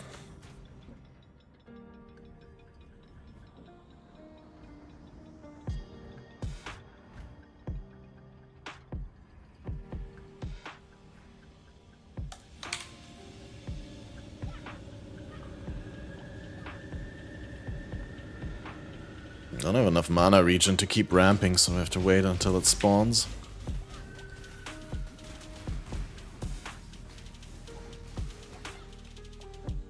But yeah, having Einhar here is invaluable. Really good.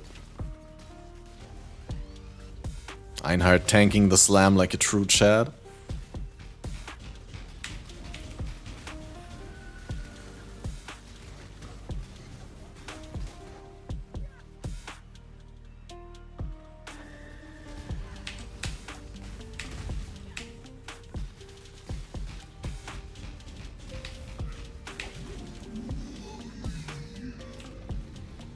Really not getting a lot of good stuff here.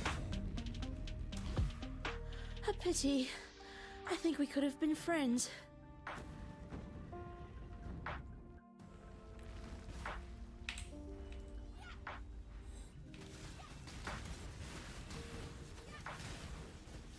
Reset boss areas until Einhar spawns, use them to kill bosses. That's literally what people do in Gauntlet. For Weaver and all that.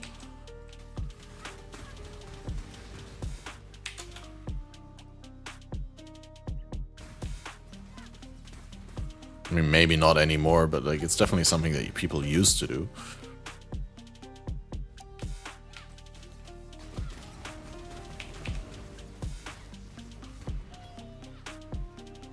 Yeah, in recent Gauntlets they didn't go all out with the Weaver damage mods. That is true. I don't mean to sound ungrateful. Also, she, not he. I'm not misgendering the Weaver.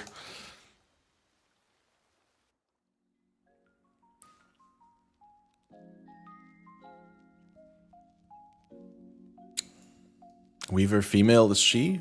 Not grammatically speaking, but biologically speaking, all spiders are female. Like male spiders are not the ones that that you see usually, as far as I am aware. Like the ones that build nets and catch flies and like stuff like that, they're all female. I think male spiders are just there for reproduction.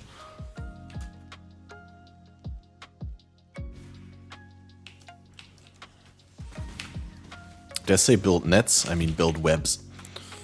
Sorry. The World Wide Web in Germany is the internet. And web and net are kind of the same thing.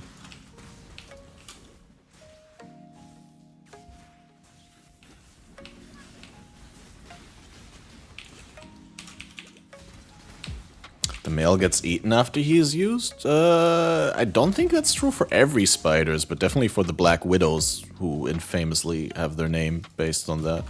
I don't know, we could Google it.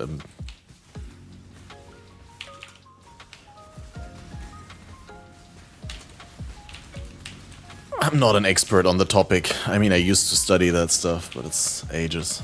It's praying mantis. Praying mantis is an insect. That's not an arachnid.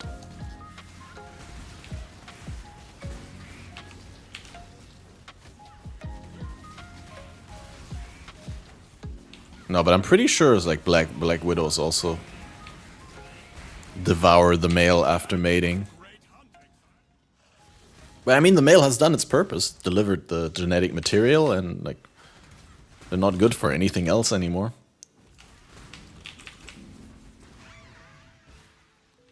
No, Black Widow does have its name definitely because it eats the male. I'm saying it's not like there for every spider species, but it definitely happens in spiders as well. Wait, let me Google here. Black Widow wiki. Black Widow film, okay. Not film, minus film.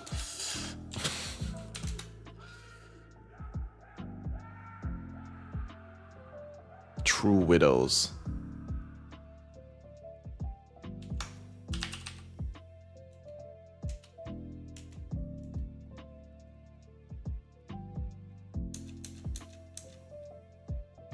Opportunistic cannibal.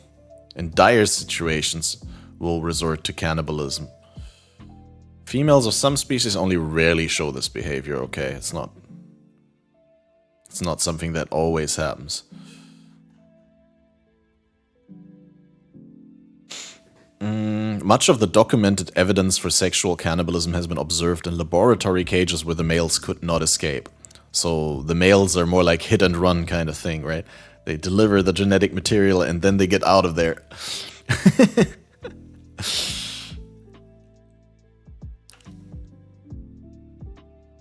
They're able to tell if the female has fed by sensing chemicals in the web.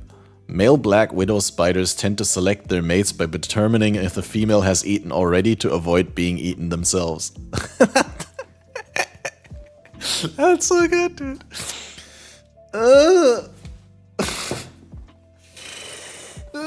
I should apply that to my dating life.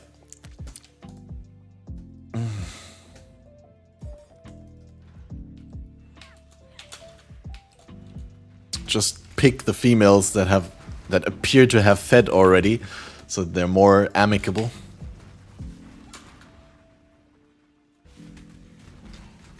Can't put that shit up without an arachnophobia warning. Well, arachnids are naturally occurring things, so yes, I can, because a spider can pull up in front of your glasses any moment. You have to deal with it. It's not like gore or anything, right?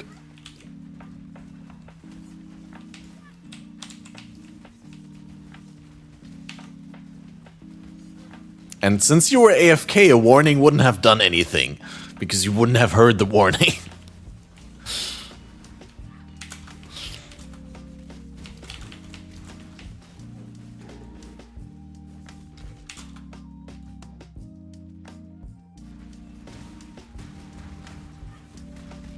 Or you mean for other people?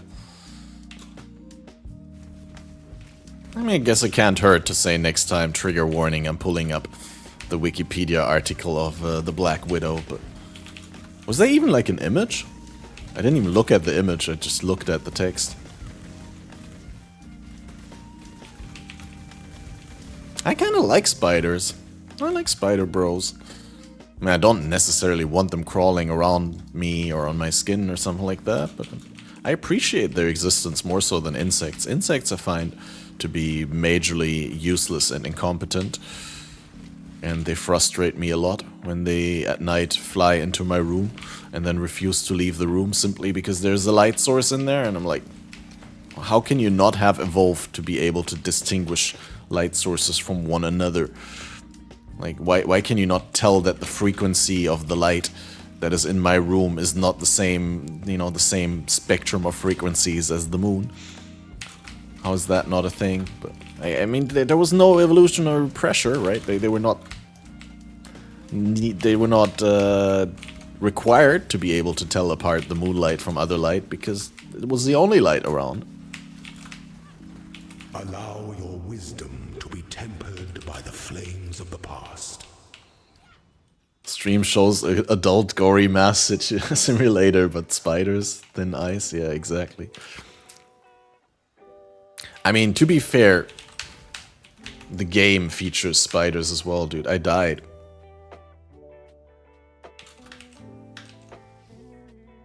We really need to sort out the resists, but like I'm just so starved for transmutes even. I can't go, and like, I mean, sure, I can go to my hideout and benchcraft if I have transmutes, but then still, I'd need to have items where it's worth to craft on, which I just don't have right now.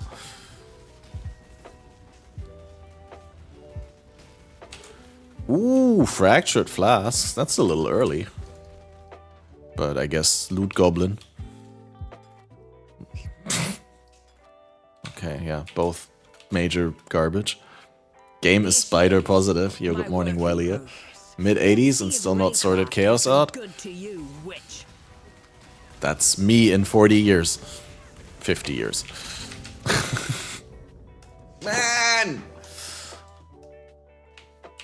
Yeah, man, chaos resist is something you can neglect for a long time.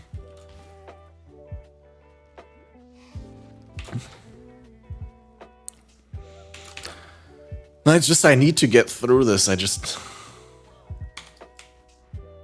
don't have many other options. I mean, I can go back and continue farming the previous act in order to... Well, we can get a little bit all rest from Cruel Prep.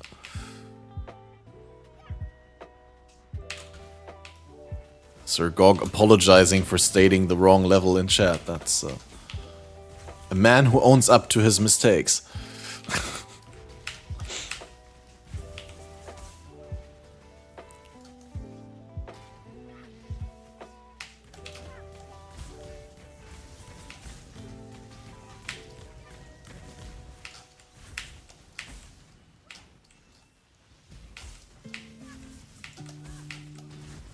Own up to the small ones, no one blames you for the big ones. Is that so? I need to test that extensively. I'd say Elon Musk is the living proof, though, that that is a wrong statement.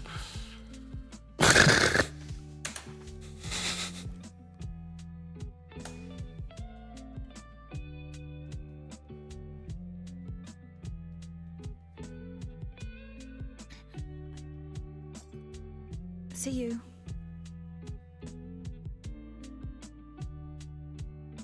Yo, enjoy the crack smoke, the whatever you're up to, Gurkenbaum.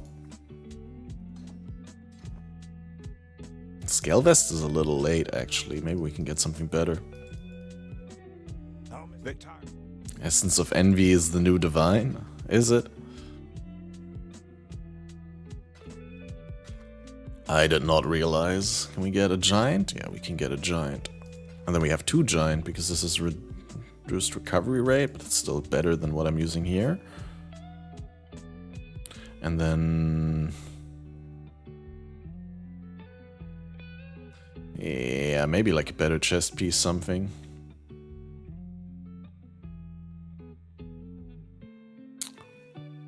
Don't have the strength for his full scale armor, and all these things are more expensive. Yes, we could get the buckskin tunic. 1 augment.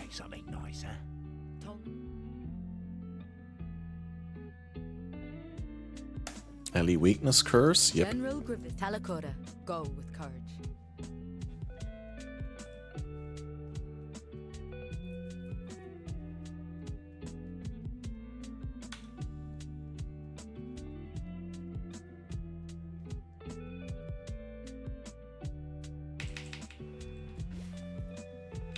Both heralds not running. I need to check, need to keep checking the currency tab periodically, because I do want the remaining heralds still. Oh, that also means we have to go and get the herald nodes soon, and the golem commander nodes. Because now we got overload, we got the fire conversion, then we might as well like branch over there. Could use fist to lightning to get a decent chunk of conversion, actually. You reckon that would be better than added lightning support? I don't have the alteration to buy it anyway. Probably, though.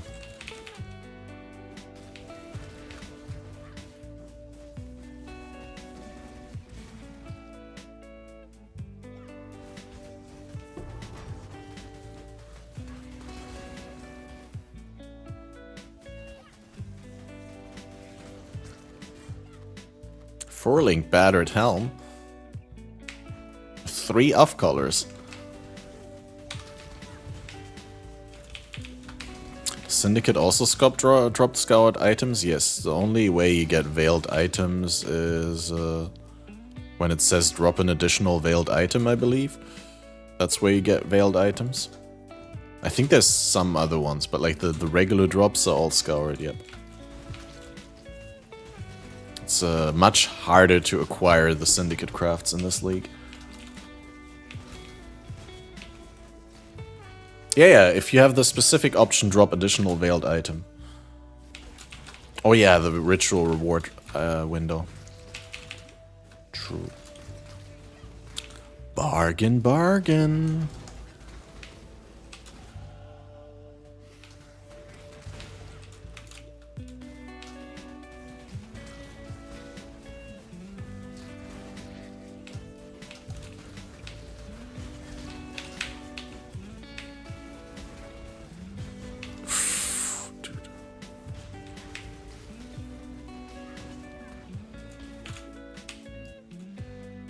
Delirium drops yellow items, so do run through all the mirrors. Oh yeah, that's the plan. I mean, there's really no reason ever to not activate a Mirror of Delirium, right?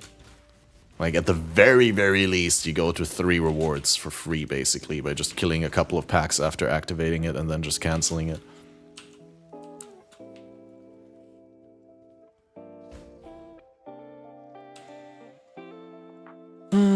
Should I re-roll the colors on this 4-link so it could potentially serve as something that I can use?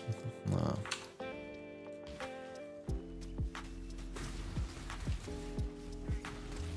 I need like 2 blues, I think.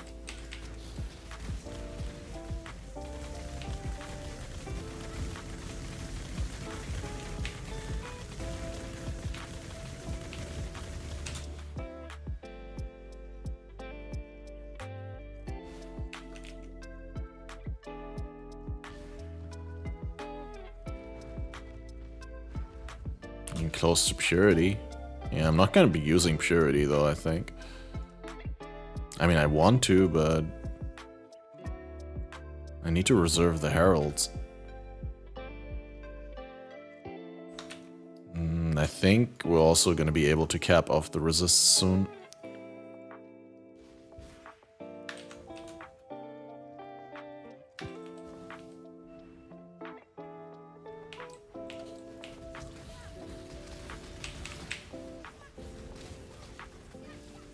Ready, exile? It is time to hunt! Off you go, little beast! Away!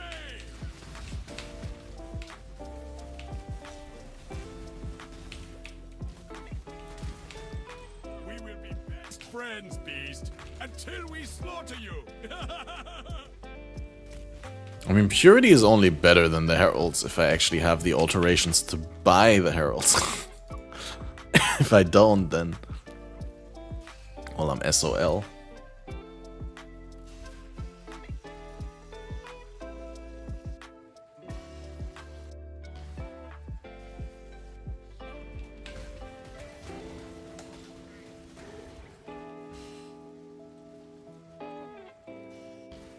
An emperor must bear 2 blades. Hope in the left hand. I need to quickly take a break and go to the bathroom. I've been, the coffee is pressuring, guys, but we also haven't had a break yet. I'll still be around for like an hour, so I think it's fair to take a break now, but if I took a break later, then I would feel like it's not worth taking a break because I'm gonna end soon, so this is the perfect time for a break. Get yourself a drink and get yourself a snack. Don't smoke the crack, and we'll be right back, guys.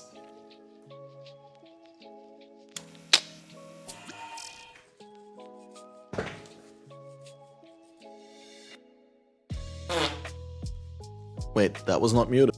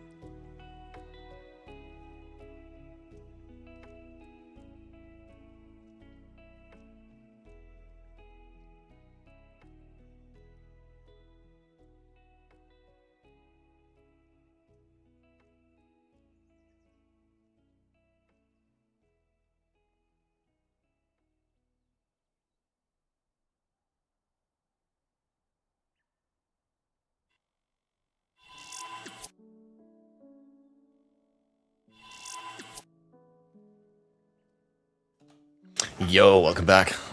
Yeah, we do positive and uplifting messages around here. That's what we do. That's what the stream is for. Thanks for your patience, guys. Welcome back. I hope you did not engage in any crack cocaine activities. I need to write a disclaimer underneath the chat. Like, we always like talk silly about drugs, and obviously I do not want people to take away that Bring me back something nicer.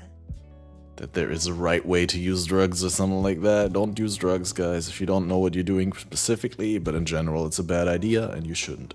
We just like to joke a lot about it here on stream because drug culture is funny. Breaking Bad popularized meth. I mean, not meth itself, but like not the use of meth, but like talking about meth and making jokes about meth and all that, right? So it's I think it's okay as long as you add the disclaimer that, you know, we're not super serious about things here.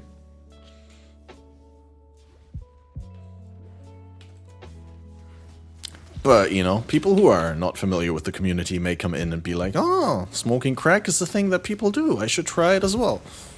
I don't want that to happen because, honestly, I did have neighbors who smoked cocaine. They didn't boil it into crack, but they freebased it, or I don't know. I'm not an expert on that sort of stuff, but let me tell you, those neighbors were the most fucked up people that I ever had the pleasure of sharing a living situation with. You have been captured, beast. You will be a survivor, or you will be food.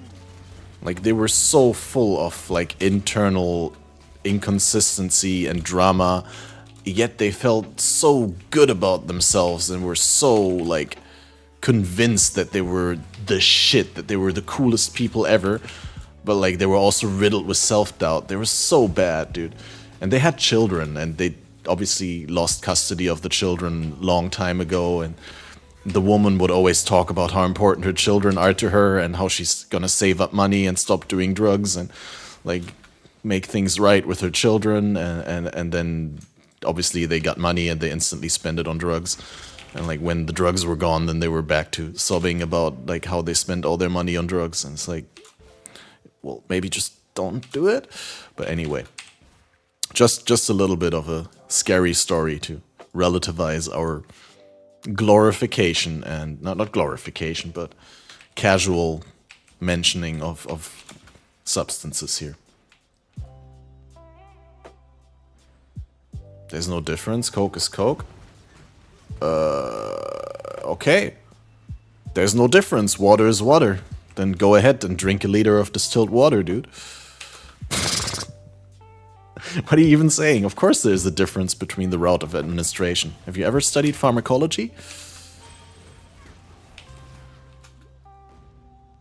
Why do Coke when you can get Pepsi instead? Because it's better? Coke, in fact, is better than Pepsi, because Pepsi changed their recipe. At least, I don't know how it is where you live, but when you buy a regular can of Pepsi here, it does have artificial sweeteners in it, so I'm not buying Pepsi. I already haven't bought Pepsi for like 5 years or so, because they changed the recipe to contain artificial sweeteners in the non-light variants, and I am not putting artificial sweeteners into my body. Yeah, it's a different route of administration. Crack and Coke is very different, yeah. I'm pretty sure. I mean, it's the same drug, but like, how fast the level of, like the concentration of a substance in your bloodstream rises makes a big difference. That's what I'm saying. What's in it? I just like the taste way better. I also have to say I appreciate the taste of Pepsi. I'm not sure I like it better than Coke, but Coke is like cola with a sort of vanilla, spicy, Christmassy touch, and Pepsi has a flavor of Coke with like citrusy notes, like an emphasis on the citrus aspects rather than the spice and the vanilla aspects. So I definitely see where you're coming from. But then again, also, yeah, I just really... There's no way I'm ever gonna drink a Pepsi as long as they have the artificial sweeteners in their recipe.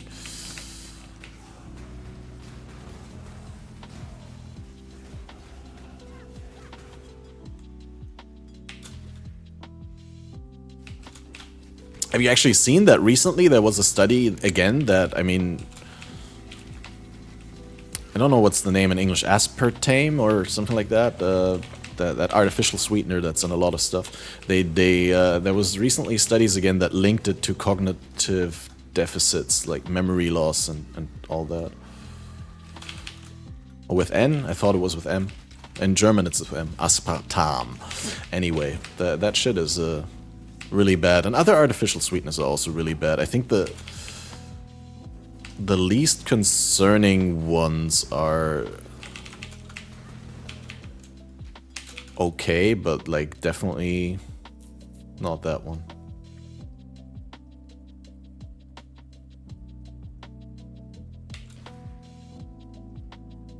But I just fundamentally, I'm opposed to the concept of artificial sweeteners because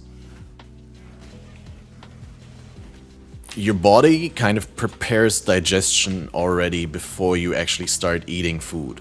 So when you have food in your mouth based on the taste and like different receptors being triggered, your body prepares the digestion. So by ingesting artificially sweetened food, you're preparing your body for a large amount of sugar digestion, and then there's no sugar, and then that's possibly worse than putting a big amount of sugar into your body every now and then. I mean, there's exceptions, right? There's definitely situations where I completely understand people reaching for Coke Light or Coke Zero, but for me personally, I just prefer moderation as a means to limit the problems, rather than like, reducing the amount of sugar but still drinking the same amount of it.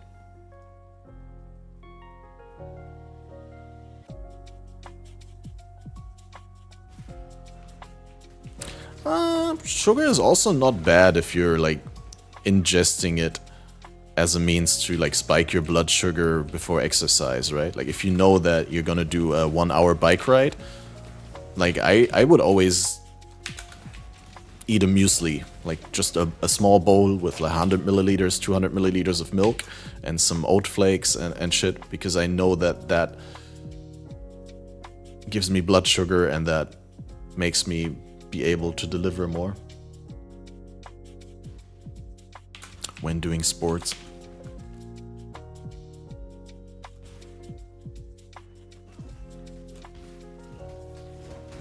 Donuts as an alternative? Dude, I haven't had a donut in like...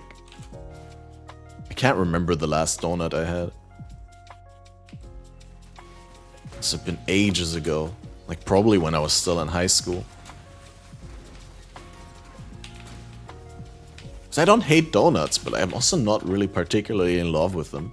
I always think they look better. I like the idea of a donut more than the actual donut. Maybe I haven't had a real good donut yet, right? Maybe I should just start making donuts. And once I make homemade donuts, I'm gonna be addicted because they're gonna be the best donuts ever.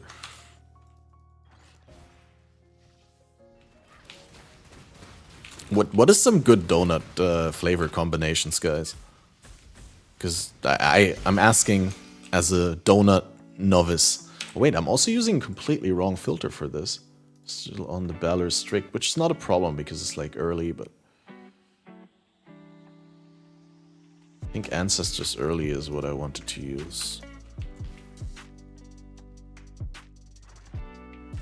Strawberry jam, custard, because when I'm thinking of a donut that I would like to eat, I can only literally think of the standard donut then with chocolate glaze. That's what I would, if I wanted, like if someone was like, I'm getting you a donut, what donut should I get? I'm just a chocolate glazed one.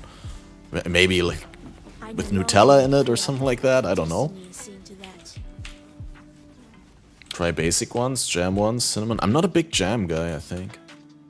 Like jam, I like fruit a lot, and jam always like feels like it's taking away all the like fresh stuff from fruit, the fresh notes, and always feels like it's reduced to candy.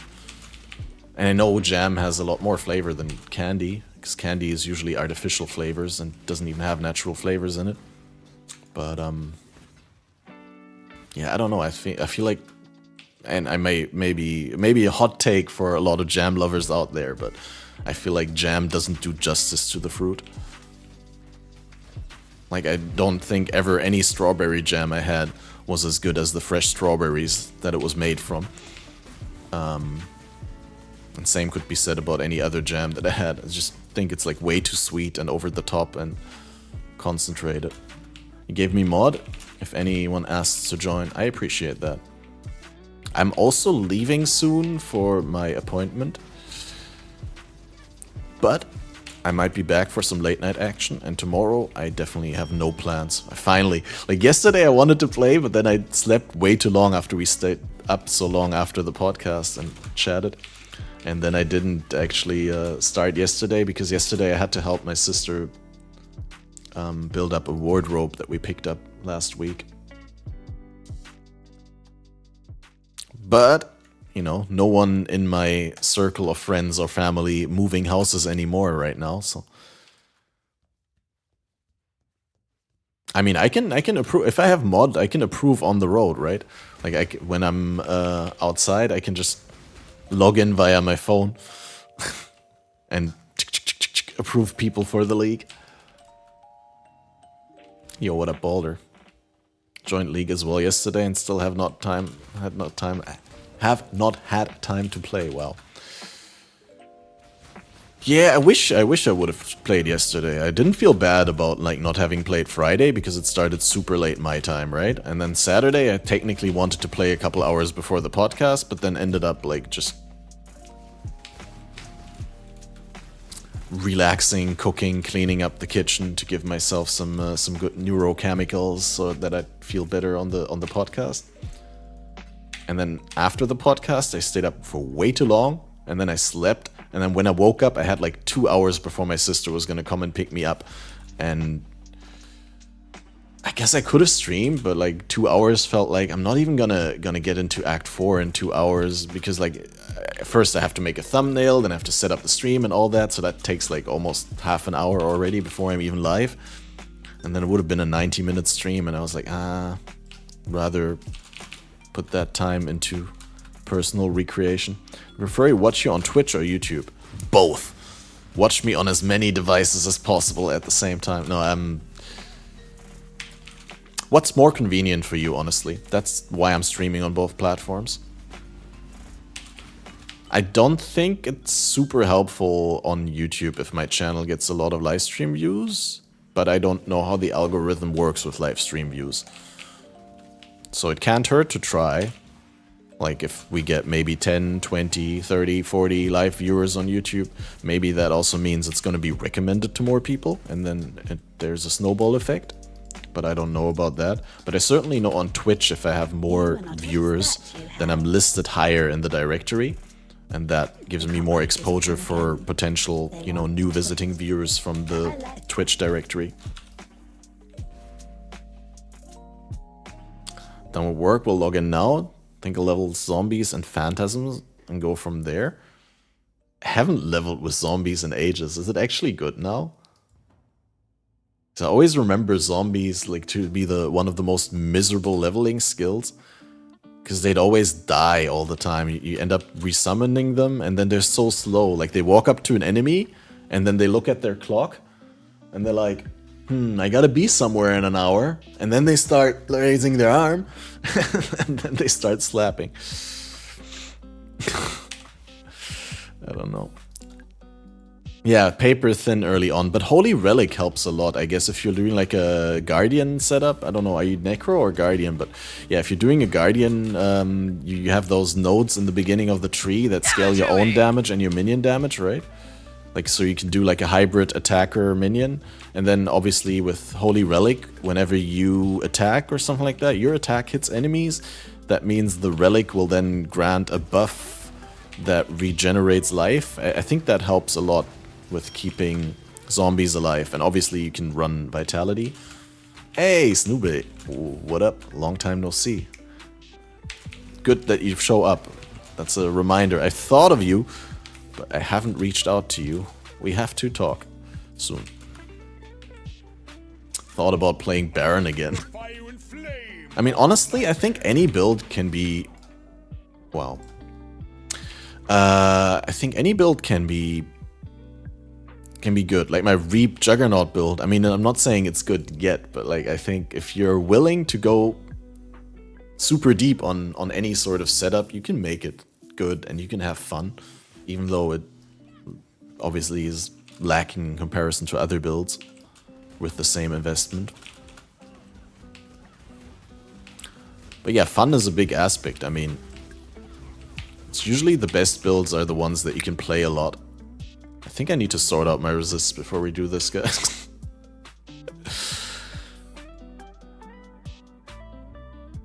Yeah, the gear is major garbage. Hey, we got an Alk. Watch yourself.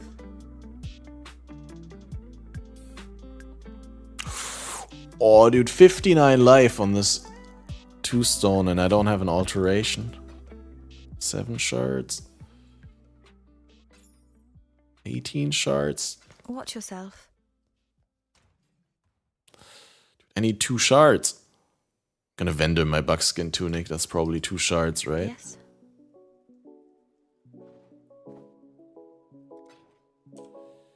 Boop, boop, boop, boop. Okay, alteration, guys. We're buying it. 28 resist, 59 life. Open suffix for craftable resist. Pog.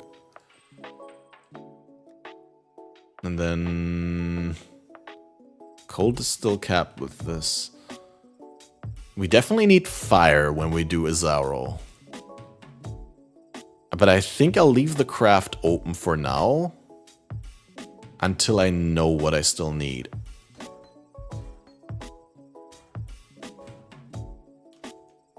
We'll go and see whether we can get some other upgrades. I'll take my currency just to have an overview of what I have before I spend it. You're looking sharp. Want a permanent minion playstyle, Lazy Blight, sounds good. Alk the 4-link. The problem is the 4-link can't roll colors well that I need. And it's a really low base. So in principle, yeah, I thought about it, but in practice, like, this is probably more likely to. Like, I already spent way too many chromatics on this trying to get 2 green, or like actually 2 blue and 1 green. That's what I really need, right? Like 1 green for the Blade Vortex, 2 blue for spell supports, and then the red is whatever. I can put a life tap in or something. Doesn't matter, but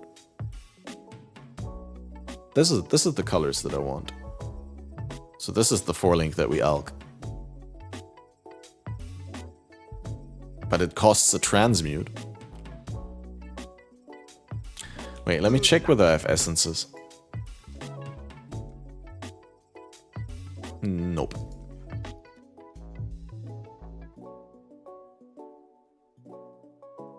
YOLO. Awful, but open prefix for life. Tier 2 life hybrid. Rarity is not great. You have looted essences? I used them all, yeah. Gotta use what you get. I learned that from SSF. Hello. Can't be hoarding shit. Yeah, we need to wait until we get the higher life craft, and this is probably not worth it.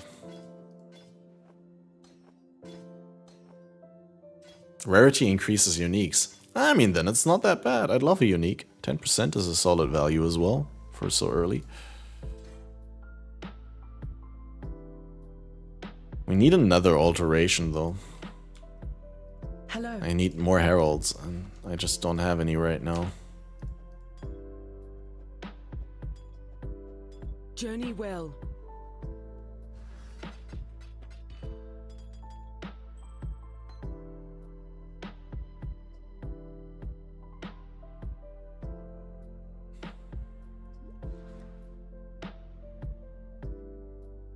I just need like 1 random resist somewhere and I can craft something from the bench and then we're pretty much capped. But like I can't do without like 1 resist somewhere.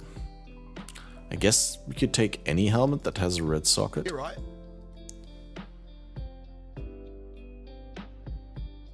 Like, these things all cost transmutes now.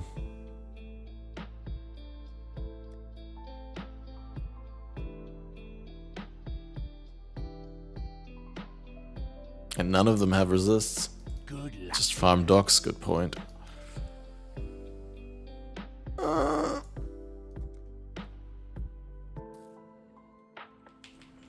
time to leverage the sick 10% increased rarity and get all the uniques.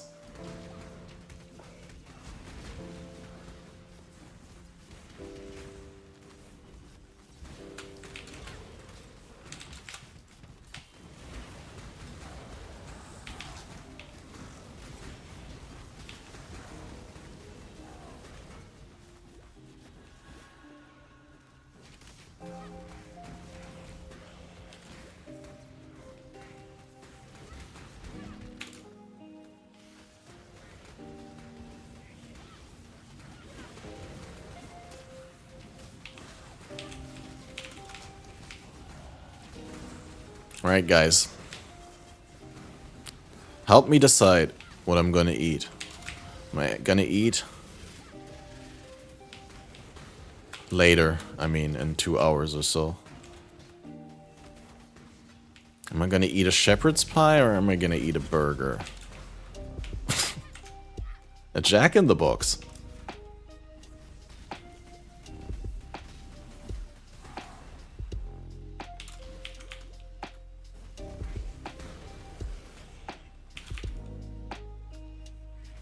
Three Chaos Volatiles? I mean, Toxic Balls... Oh, I wasn't paying attention. I was autopiloting. Possibly. I have no idea. Sometimes I have this magical ability to play the game without paying any attention to it. I guess that just happens when you've been playing for so long. I'm not saying I'm good playing it, like, on autopilot, but, like, sometimes I'll just, like, literally notice I haven't been playing. You know, it's the same as if you, like, read, right? Like, if you read a book, and then you notice after a page that you haven't been paying attention. It's the same way with playing the game on autopilot, right?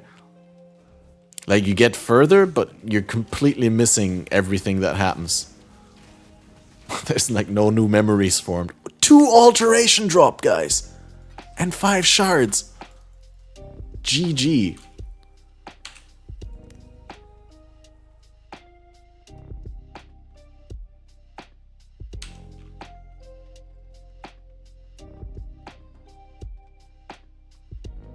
Is this Ruthless? No, this is Sir Gog's Toucan Private League. It's like Ruthless Light early on. That's what Sir Gog said. So, Purity needs more strength. Okay. You are well? I think I also might have a problem with the mana though if I do 4 Heralds. Might have to get life tap back. With the spirit.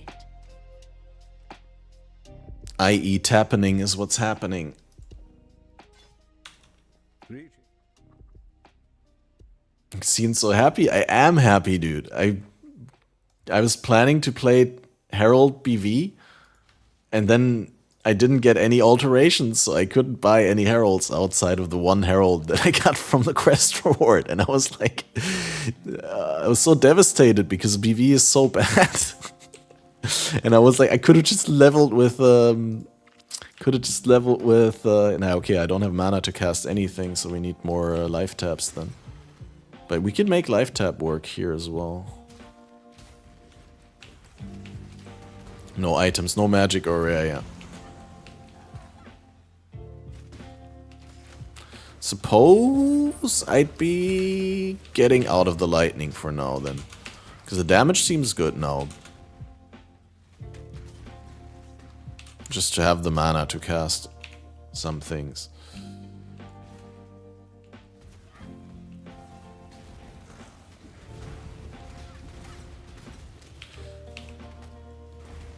Not 100% on sold on the life tap. Probably gonna replace that with an added fire as soon as we can. I'm not sure which does get added fire though in Act 1, does she?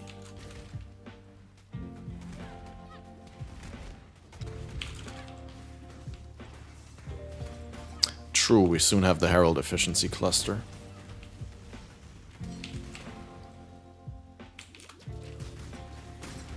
You know what? I could just finish the acts without getting any ascendancy. And that, by that, I would definitely play the least popular ascendancy while leveling. That way no one can complain.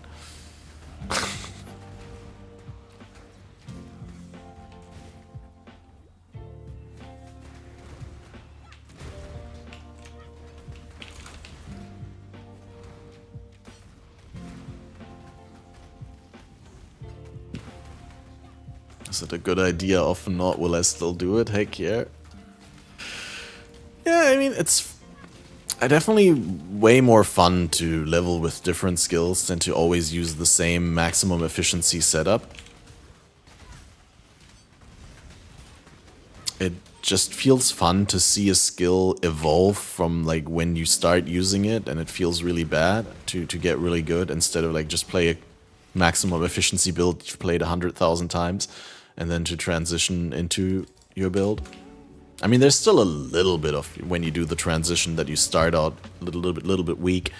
Some gems need to still catch up on level, and you don't have all the equip together for the transition or something like that. But it's different. It's like one of the reasons I gravitated away from hardcore is that in hardcore you'd always play the same, like one of the same 3 leveling setups essentially, right? Maybe 4. Is an elementalist blocked? I've had a long talk about it with Sir Gog. It's not blocked. You're supposed to use the least, like heavily incentivized or asked to use the least popular ascendancies. But I really wanted to play BV. I guess I could play Necro, or I could, like I said, just not ascend at all. If, you know, that's something that where people are like, that's a big point of content. Catmaster's playing Elementalist when he shouldn't. But like, technically speaking, in my opinion, or from my point of view, playing Necromancer, which would be the least popular Witch Ascendancy, is just boring for me. I mean, I just plug and play SRS and level 2 maps with the mouse taped to my ass, basically.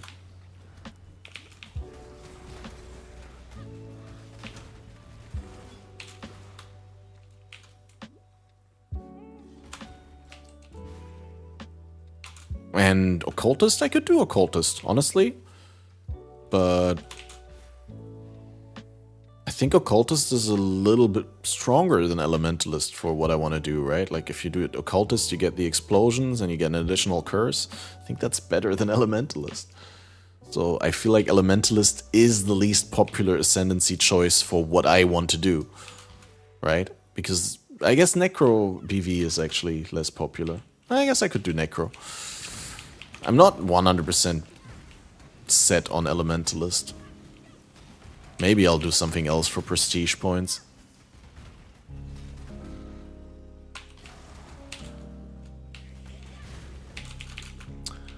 Anyway, like, what I'm trying to say, I guess, is for classes like Duelist, right? There's a clear least popular ascendancy, and that would be Gladiator, right? Both Champion and Slayer are miles ahead in terms of popularity and perceived power. And if I were to play Champion, if I were to play Duelist, I'd 100% play the Gladiator, no doubt about it.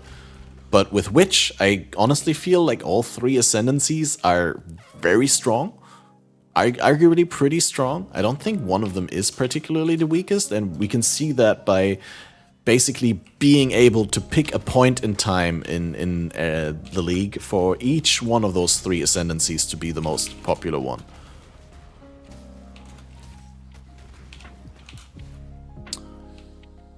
So yeah, I don't know. I mean, we could do. I could look into Necro. What we could do for Necro. And you obviously make a block build with the Bone Offering bonus.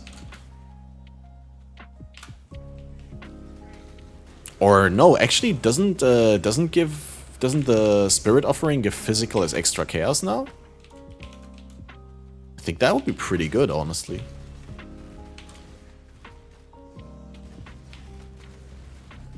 There's definitely a way to make this work on Necro, if I want to.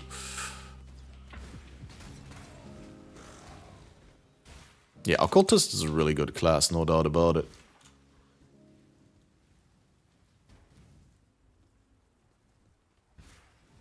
You think Zibi thinks it's pretty bad to its counterparts in other classes? I don't think Occultist is bad.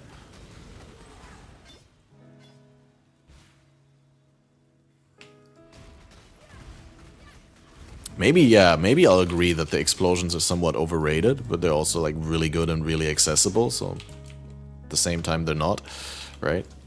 It's way harder to get explosions in another way at a similar rate of consistency and power.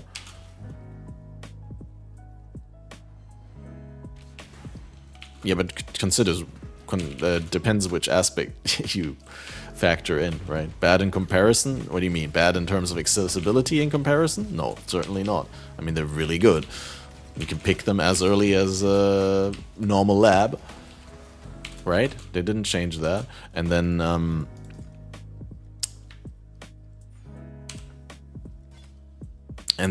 that's even too early to pick them to be efficient, because at that point you don't have the pack size for them to make sense.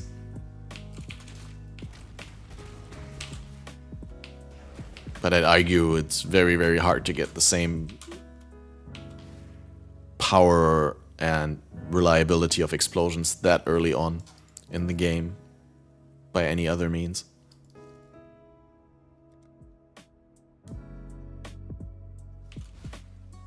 Go Occultist, stack power charges, steal Elementalist AoE.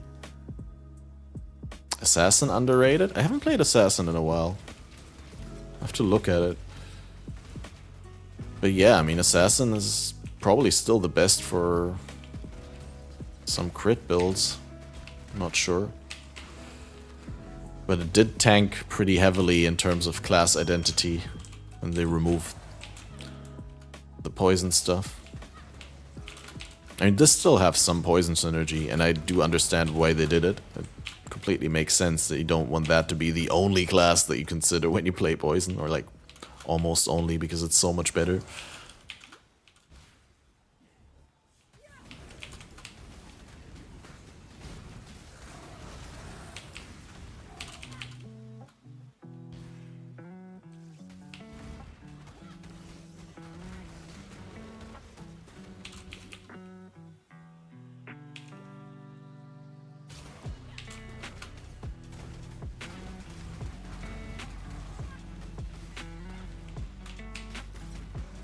But yeah, what did you originally mean, Sir Gog, if I may ask, when you said people should play the least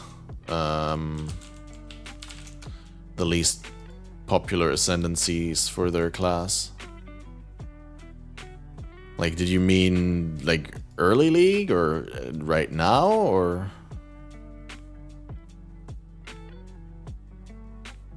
Elementalist, Necrocy, Occultist would be the least favorite in week 1.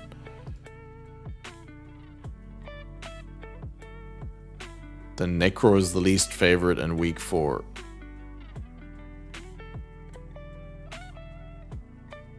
Lowest by current trade league. Well, then I do have to do Necro, then it's pretty obvious. So I thought there was some wiggle room because we're in week 1 of this league, and so we're comparing this week 1 to the other week 1.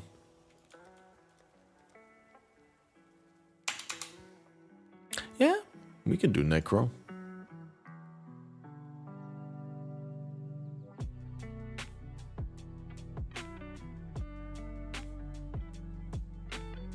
I guess get the reservation efficiency first so we can get the 4th Herald.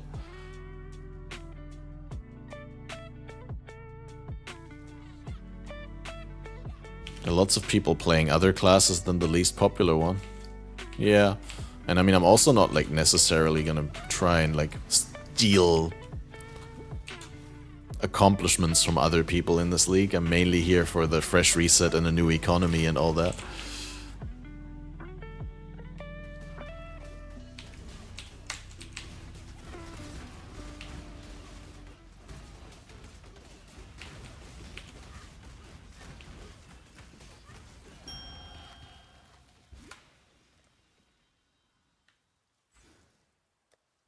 Still didn't fix my resist though. And why am I wearing a light brigandine? Just because it dropped in this 4-link? That's so outdated. I shall purify you in flame, horror of nightmare. Yeah, the thing is, you can't do Gravicious with Blade Vortex without getting fire resist, because he has that stupid Molten Shell. I'm gonna have to come back.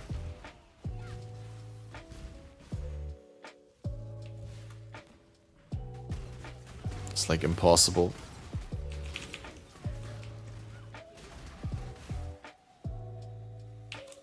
If there only was a way to dodge the flammability. It would be cool if there was like telegraphing to enemy curses. I mean, that makes no sense because all the enemy abilities work essentially the same as player abilities, and if they wanted to be consistent with that, then they'd have to change the curses for the players as well to have like a delay with a telegraphed AoE. Like you mark an area and that will be affected with the curse like a second later or something like that. Reworks explicitly allowed. Guardian meets both criteria. It's both one of the reworks and unpopular. But it wouldn't have been in week 1, right? I would imagine that week 1 Guardian was the most popular Templar Ascendancy. But I'm not 100% sure. Maybe it only got popular after people like told other people how good the minions are.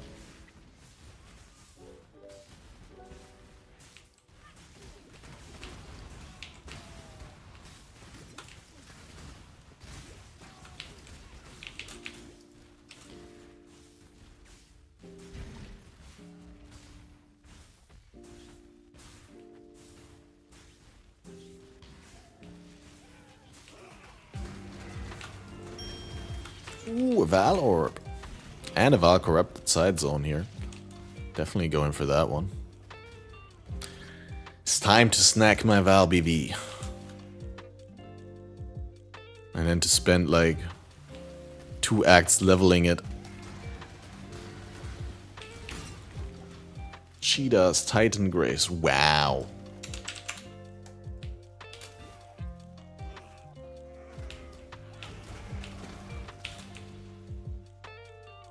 30% move speed. Fracture is a nice one. Bidding starts at 12 divine.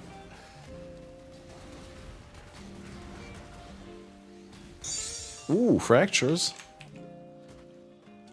I mean, that's pretty neat, considering... Okay, they're terrible.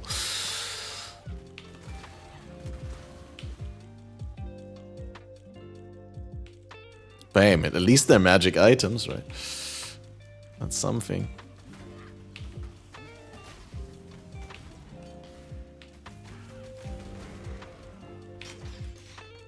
Spark and Smite.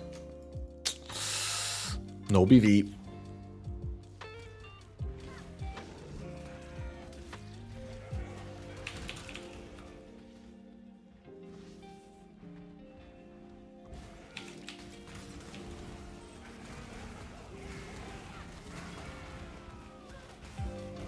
Valspark worth just equipping to level it. And then just shoot out the damage. I mean, any Val skill is probably worth equipping over not having any Val skill, right? Assuming, I mean, obviously not Val Molten Strike in my build, but some Val spell. Like a Val Flame Blast would also not be the worst. Or a Val Fireball.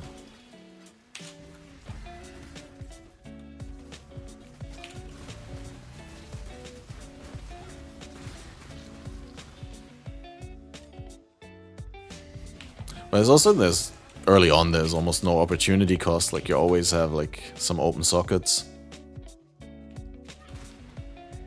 And there's no other Val skill that it competes with, so getting an additional Val skill is just like another layer of damage on top. Oh, ooh, wow. That's a lot better than I imagined it. Coverage wise, I mean, I couldn't speak to the damage much right now, but...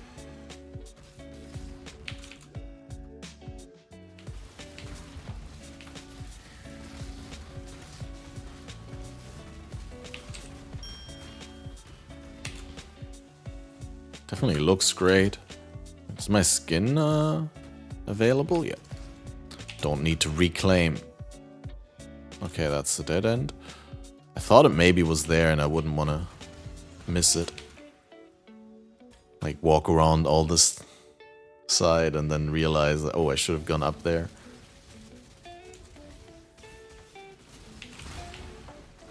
Guess leveling Spark would have been also an option.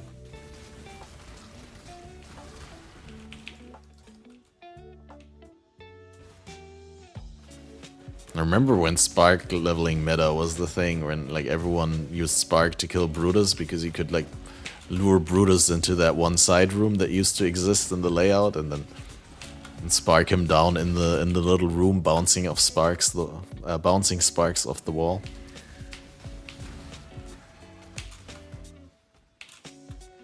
That was pretty cool, but also insanely OP.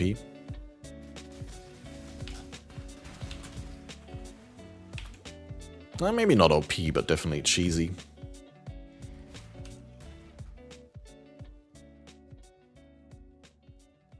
I get so many transmutes now, I think I can afford to transmute my flasks. Wait, that was a giant. I'm using Colossal. What a colossal failure.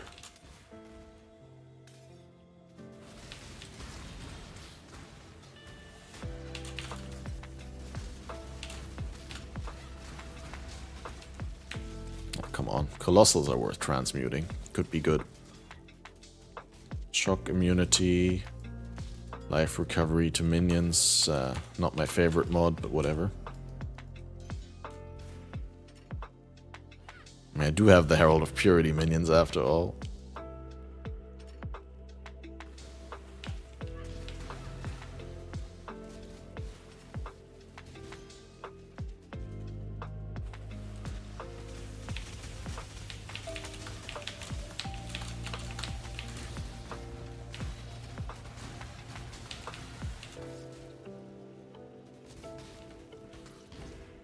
Wait, I need that whetstone.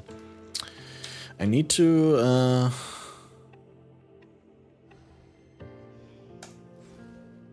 Wow, dude.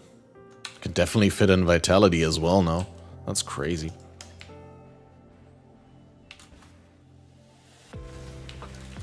I mean, we can even get more reservation efficiency on the left side, getting the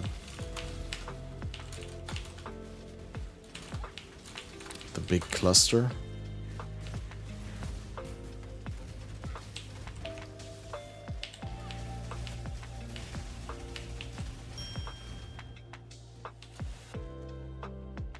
Oh, I didn't set up a leak command Bane Trapper. Give me a second.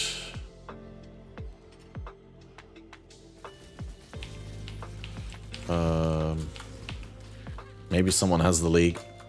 Yeah, it's the Toucan League Returns, hosted by Sir Gog.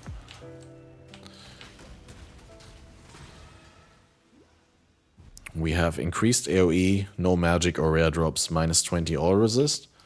And there is a sort of honor system rule that you have to play the least popular ascendancy of the class that you're playing. And you also have to start channeling with life tap up without any life flask charges in the middle of Piety before the fight starts. That's a great idea.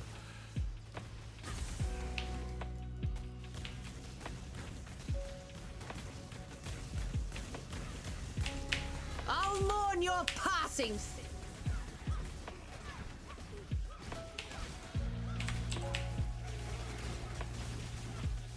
I'll mourn your passing, sister.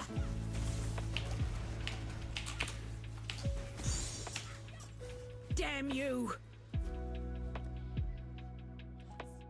Wait, what? I have to rewatch the video?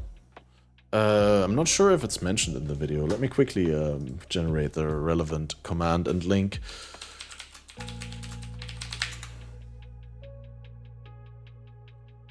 Oh howdy all, grab yourself a drink, it is time for some Path of Exile discussion. I am going to be running a private league over the next couple of weeks. Yeah, there, this is the section. The other major thing we're doing in the Toucan Private League and Treasure Hunt is we're going to give a chance for less popular ascendancies to shine. The playbase is mostly sold which are the best ascendancies in both trade, which is the first of the two rows you see below, and in solo self-found, which is the bottom of the two. But how different would things look if we only allowed unpopular ascendancies? Well, private leagues aren't able to enforce an outright ban on specific ascendancies, but leagues can be themed around them, and Toucan League will be.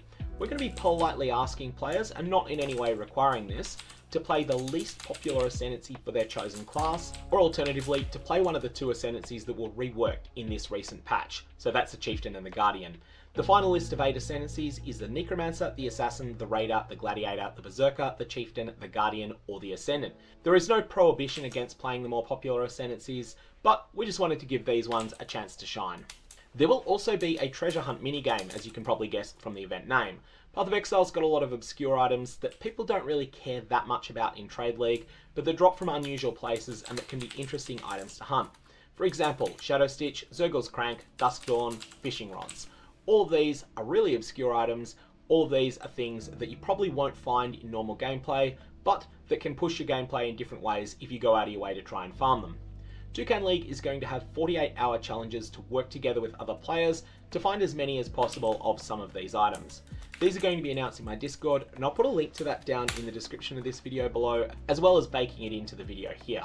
Now, it is possible I'll have to turn off that invite if it starts getting used extensively by spammers, but if that does happen, reach out in the comments of one of my more recent videos, and I'll then generate a 7-day Discord link for you. If you do get one of Yep, so basically, there's other rules. I link the video and the private league in chat. We have almost 800 people in the private league now, which is pretty cool. And I've recently been granted mod status, so I can actually accept invitations or accept applications. So I'm gonna be around still for 20 minutes, I'd say, before I have to leave. And if you want to join. But I think Sir Gog is also still in chat. New unconditional join link. I appreciate one, but I don't think I need one, right? I mean, I'm already in and...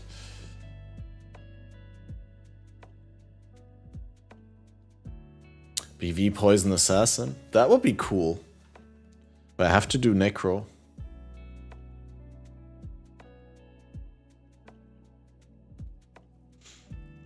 With which... But the Assassin is not a bad idea, I think.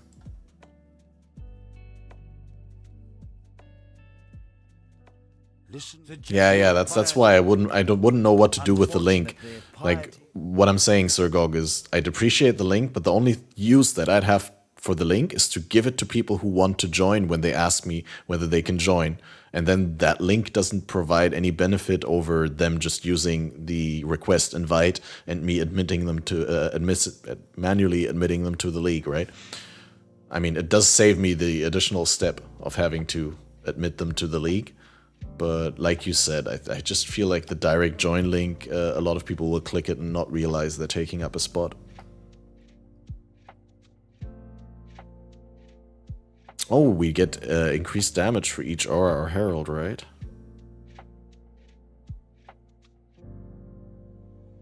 Yeah, that's a decent amount of increased damage, especially seeing that we're using white items and all that. And then we get these.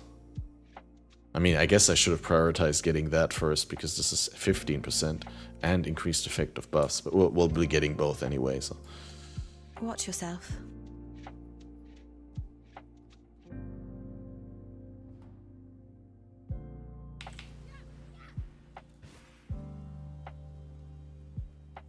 Well, I might actually be able to go out of life tap already again, because... it's more than enough mana.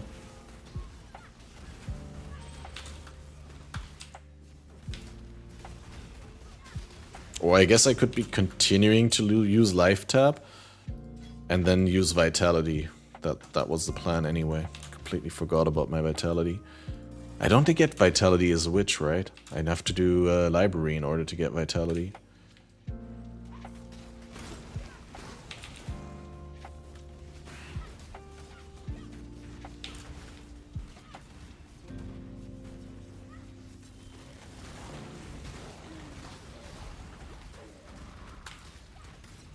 You reckon that they already hotfixed the MTX thing? Like if I log out and log in again, if I restart the game, Do you reckon I can reclaim my MTX? Because right now there's this bug where if I want to put MTX on my skill and they're used on some other character, then there's no reclaim button.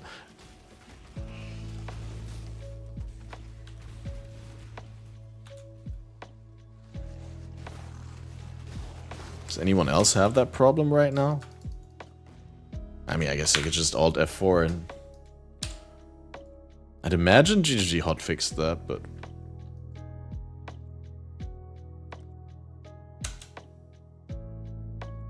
Then again, it's in the middle of the night for them right now, so maybe they haven't. Yep, nope, no hotfix. Need to go to the other character and reclaim. If you deleted the character, gotta buy new MTX. Nah, you can't delete characters that have MTX on them. Right? Or was that changed when they changed how the reclaim works? But I'm pretty sure there's no way that you can permanently delete MTX from your account.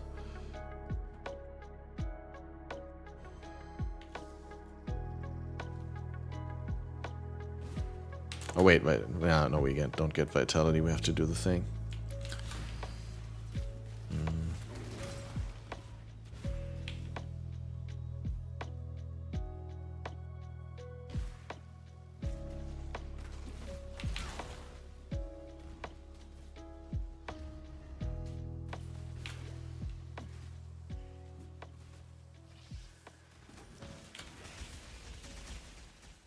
An emperor must know precisely where he stands.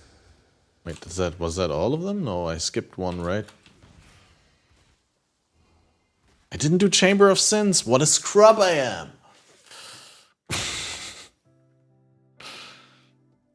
No way.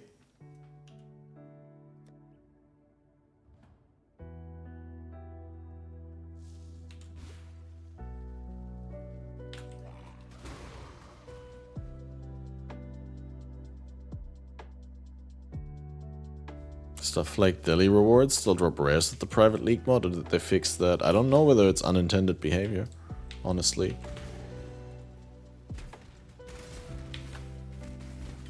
Have they said either way?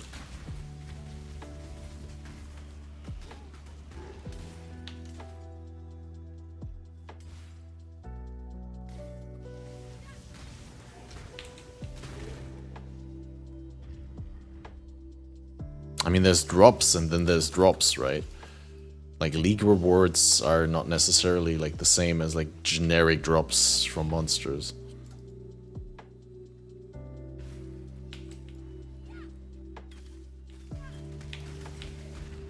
There is a fine line between consideration and hesitation.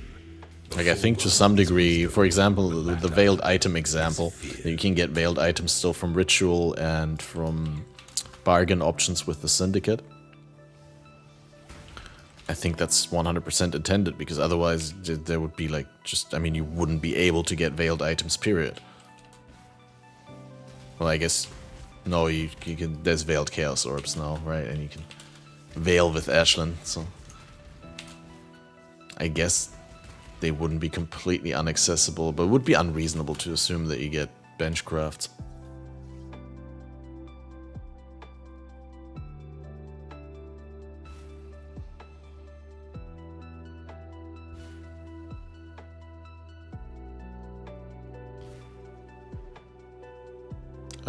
That's the wrong side. Why am I walking there? Autopiloting. I did the trial. Do I even want to do lab? Wait. Spirit offering, right? Maybe I do.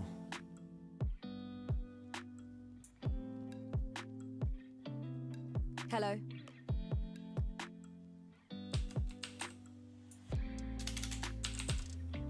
Offerings are Act 2, right?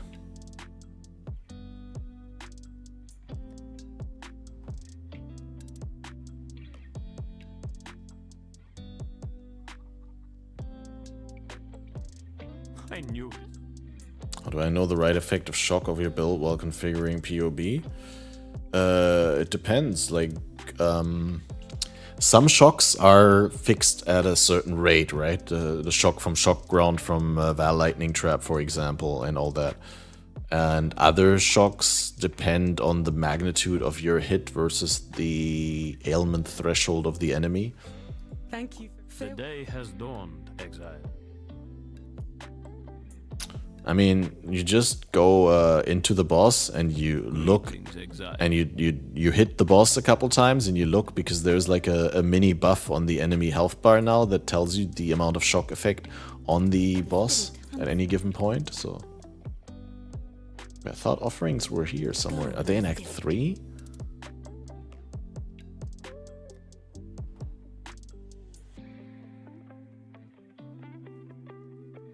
Hello. I guess Spirit Offering is just some point later, and I just looked for Spirit, that's why I didn't see it. Because I'm pretty sure our offerings are in Act 1.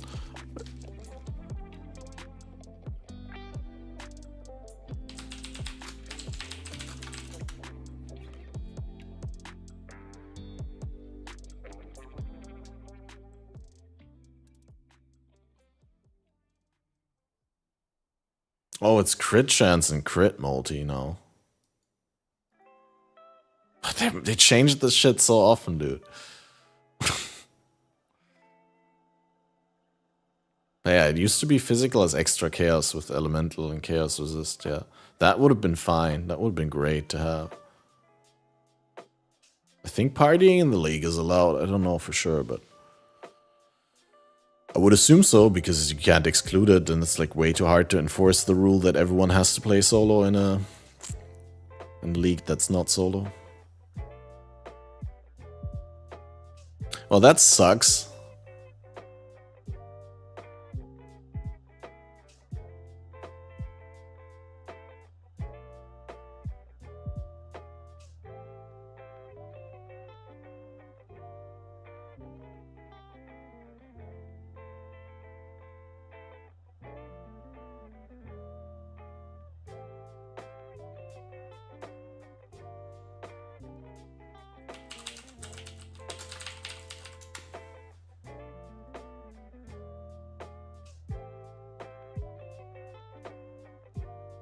Oh. See you.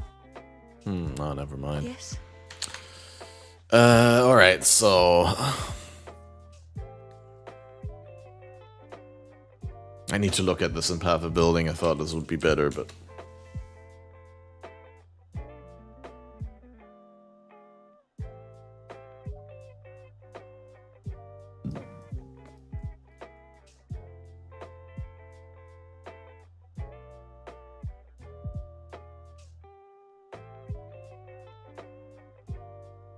I guess Commander of Darkness isn't half bad early.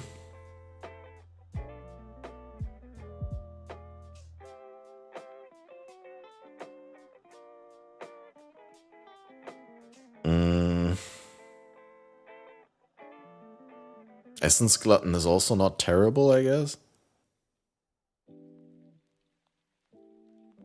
Corpse Pact for guaranteed shield and shock. Which would basically mean that I can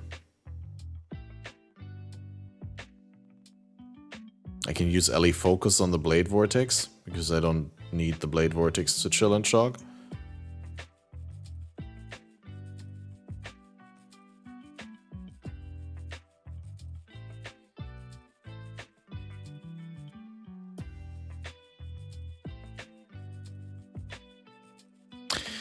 Man, if I could get the Unholy Might from my own character, right? If it would say, you and your minions have Unholy Might. That would be acceptable.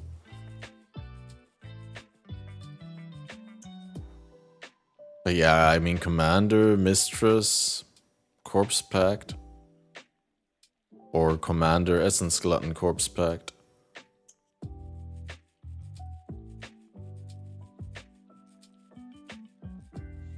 And then probably gonna be running that stupid Kitava's Thirst setup.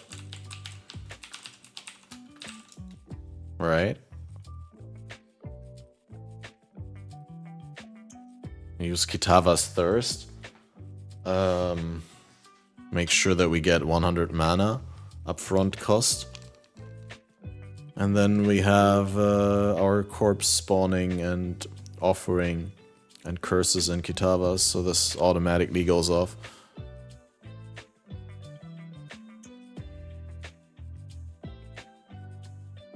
Important to note here is, yeah, it triggers all socketed spells, so at the same time, basically. If you take links, can apply to minions. Can it apply to allies' minion, or only my own minions? That's a good question. I mean, it doesn't say to your minions. It says to minions in general, so I would assume maybe it does work also for allied minions. There's a small chance. But then again, in the game, generally speaking, minions is synonymous with your minions, right? No, on second thought, I don't think it works. On second thought, I think there's like a tiny little chance that it works based on how it's worded, but every time the game says something works with your minions, it works with minions, it means your minions implicitly. Other people's minions are also just allies, not minions. Yeah, right. In the context of your character, they wouldn't be minions to your build, right? They're allies. That's correct, Belder. But then again, you can link to your allied players. The restriction is you can link to players, not to minions. And then when you have that, your link skill can apply to minions. Because link skills implicitly already apply to allies, like any allies, but they don't work with minions. I don't know.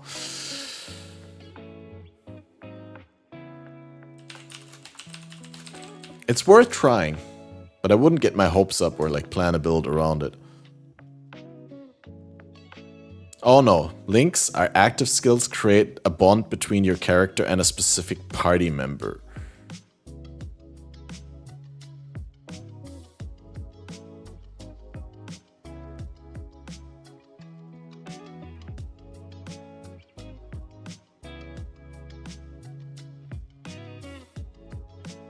Minion Defense Mastery allows the character to link to damageable minions. Oh, but it's important to note, minions linked this way expiring naturally by running out of duration or being resummoned count as them dying and will cause the caster to die. So you probably don't even want to do that most of the time.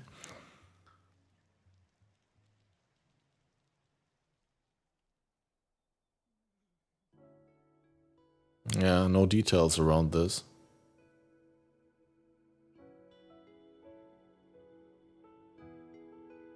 Link's unplayable, yeah. That definitely. Watch yourself. Hello. Speaking of unplayable, can we maybe get... Wow. Watch yourself. Remarkably garbage.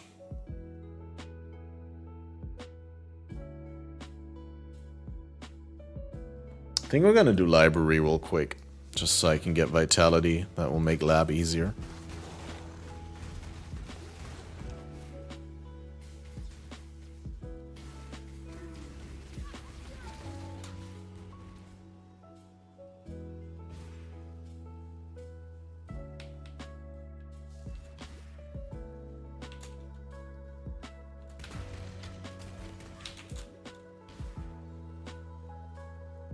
Oh, we need to ask Balor. Did Balor ever do that Link project with, like, because Balor was talking about, like, how one of his, like, when he's done with, like, accomplishing all of his goals and stuff, that he wanted to do, like, Link skill leveling.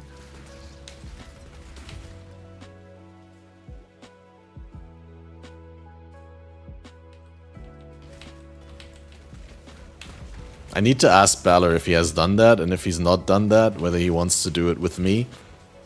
I'll even play on an Australia ping to make that happen. Toda is nuts early, yeah.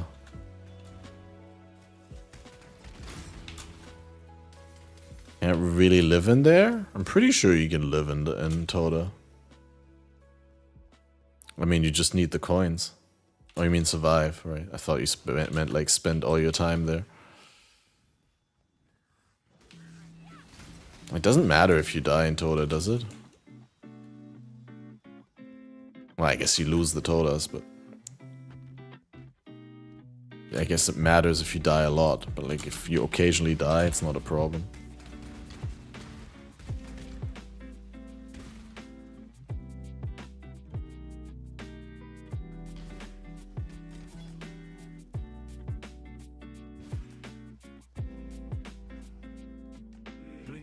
Go with care, friend. Go with care? No. Go with God.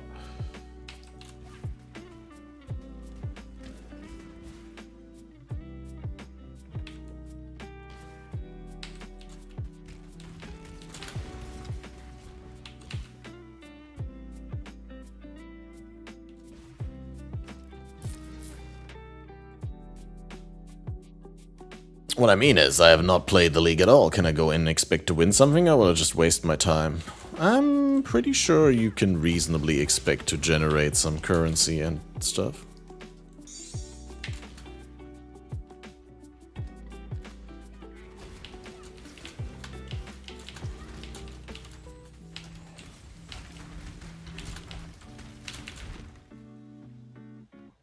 No, you don't need to be above 1500k in order to get good rewards, specifically in the context of like this early league here.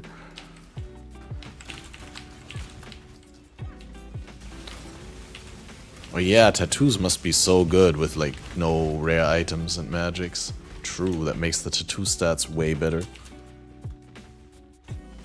That's a good point. I mean, I gave away my my silver coins earlier. When a kind soul... Ooh, an Orb of Binding. That's not terrible. When a kind soul gave me a life tap, I was like, here, have my 5 coins.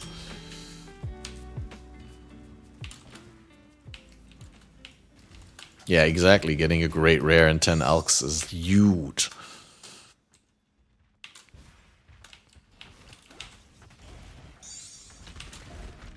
Fuck, I would be already happy with 10 alterations, dude. Any tips to cheese early? Run to the back and start taking their totems as fast as possible. Like to put good units into flankers and escort and just rush the enemy. Like I always like after start I just run to bottom or top side, run all the way to their back, and then like start taking their defense line of totems, or like the totems that are the furthest away. You know what? We could try that in a second. I still got a couple of minutes, I guess. Ooh, up there is the page. I don't have enough time to do a lap, but we can do a round or two of Toda quick.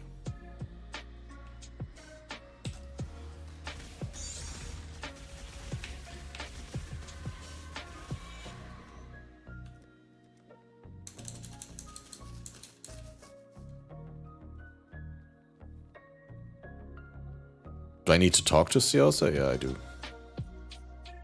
Actual library, yeah. Super fun. But this allows me to get Blasphemy even if I want to.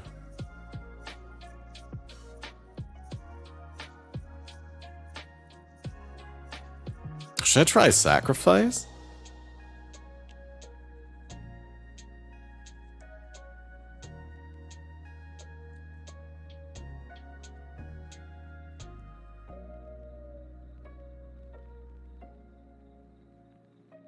Intensity for the AoE. I could run a Blasphemy, I guess. Let's speak. Yeah, 20% of sacrifice per level, per cast seems rough. That's an amount of recovery I cannot get. I forgot I want to buy a vitality.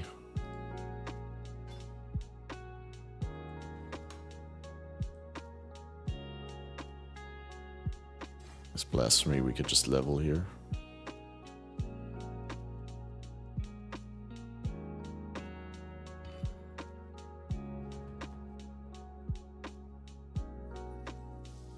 Goodbye.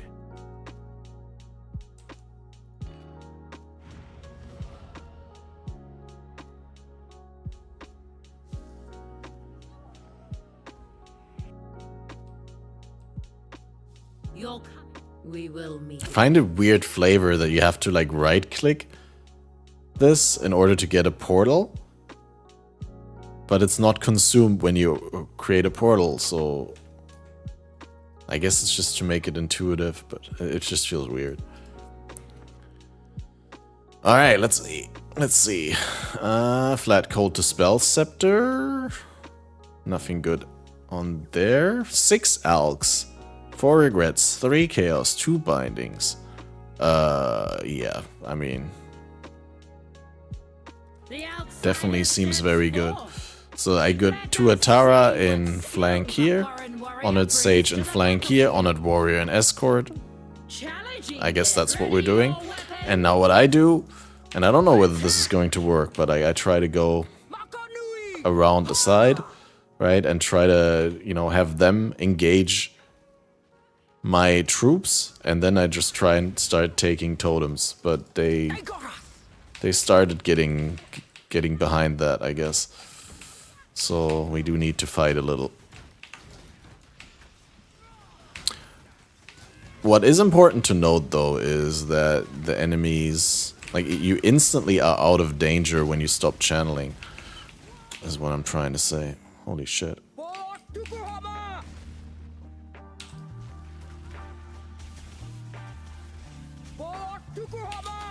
So you can like channel for like a micro moment.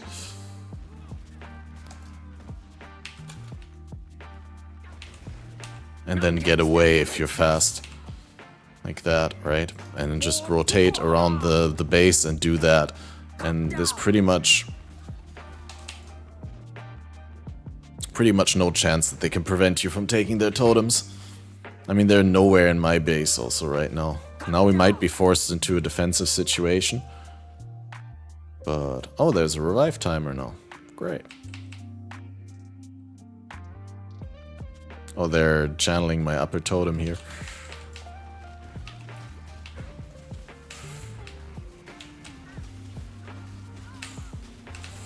Yeah, my recovery is ass. That's a little bit of the problem.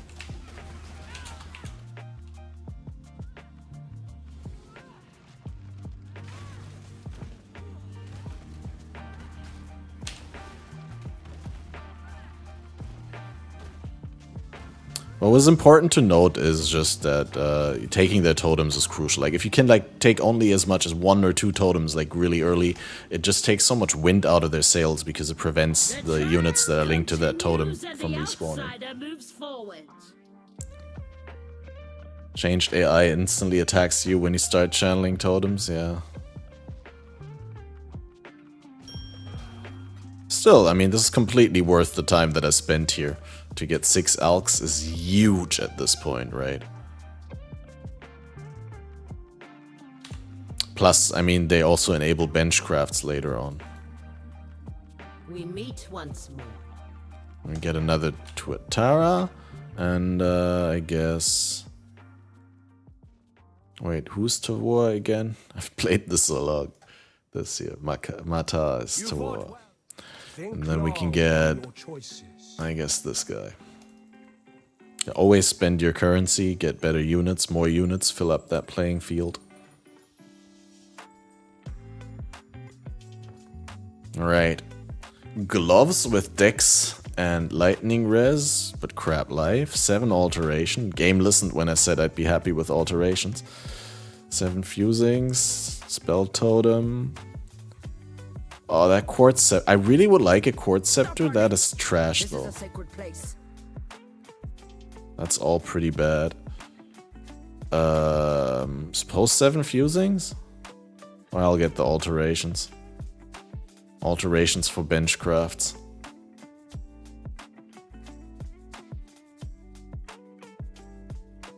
I think fusings are less needed because you're more likely to roll already linked gear than you are to link already rolled gear in this league, because you don't get a lot of rolled gear. So I think getting the 7 alterations will be better than the 7 fusings.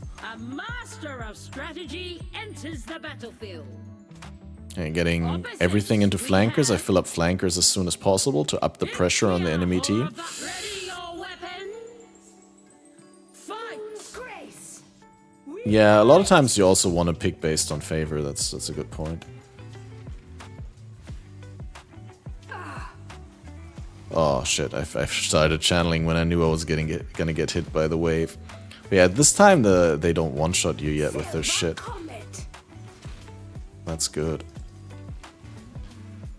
So and even if they focus me, like I already got a little bit down from that thing. It does annoy super hard that like as soon as you start channeling, they try to off-screen you instantly. Like you know that when you start channeling, you have to move because someone off-screen starts shooting shit at you. Like that, right? It's like if you don't interrupt yourself channeling, you're gonna be stunned for 5 seconds. Silver Comet!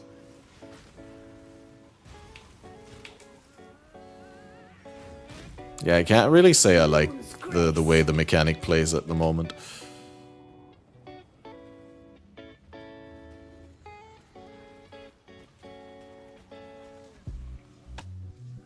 This is what we do in this too. We off-screen mobs that channel. Yeah, it's not so fun when it happens to you though. Plus, players don't instantly interrupt, right? Players always react, but the AI kind of like knows that you're going to start channeling in a second. What the fuck? How can she take it?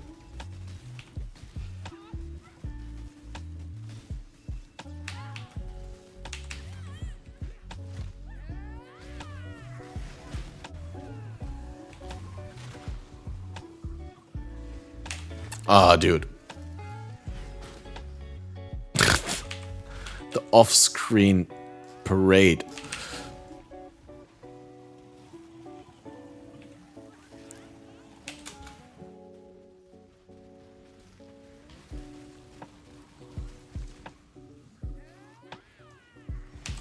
Remind me to never fight Ikiaho again, dude. Oh, this pain. We'll have to fight harder. I mean, they're bad at defending. They just lost the totem even though I can't do anything. But they're just focusing me. I'm just running around. They focus me so hard.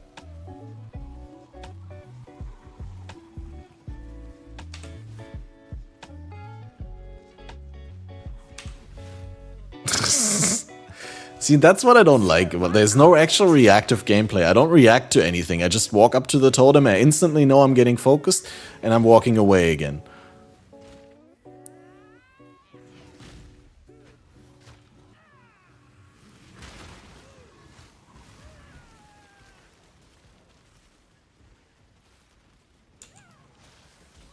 I'm buying time for raises? Yeah, so that my units can raise and walk up to them and instantly get killed. Nah, I mean, we're keeping up the pressure. I mean, the enemy team is nowhere near our base. It's all okay, right? And they're really slow, so... I think next league is going to be a mechanic like that. Now they're taking my totem. Are you serious? Well, I mean, this is going to be interesting to see. Because we're rushing their base now because they are in our base. So either they come back and defend. No, we're taking it. We're actually winning it. My team too good, guys. The trial continues and the outsider moves forward.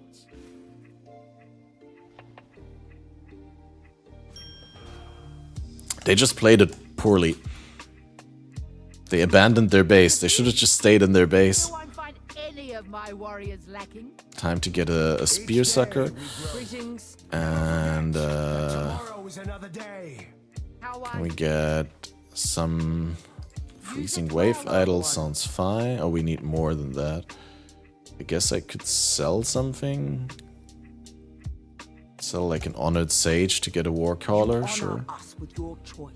And then Navali gets some, and Tassalio. We meet once more. Yeah, I get the Honored Warrior back right away. Warriors of Tarfor stand tall. I guess the Dreamcatcher for Flask Charge is really good early on.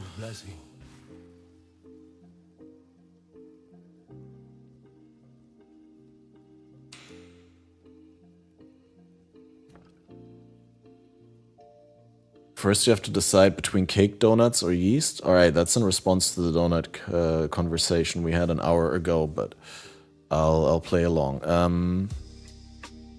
I didn't actually realize there was cake donuts. I thought they were all yeast.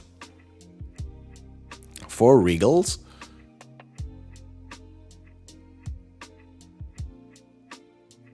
Five Fuse, basically. This has way more favor. I'm gonna have to do this, but Kahu Turoa, Pain Champ.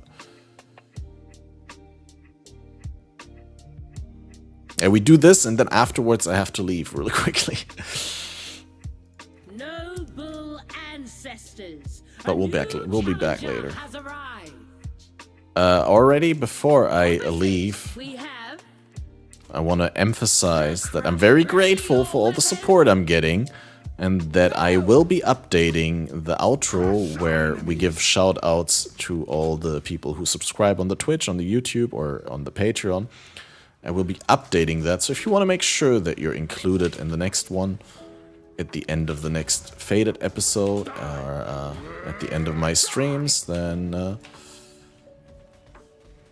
well, you know what to do. No expectations there, but just wanted to let you know that I'm trying to be super consistent with updating those.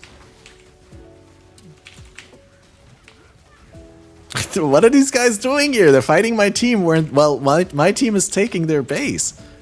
I don't know whether these guys are realizing that they're losing the match right now. I mean, they might be killing me, but... I mean... There's no actual PoE gameplay involved in the mechanic. Mortal Challenger wins.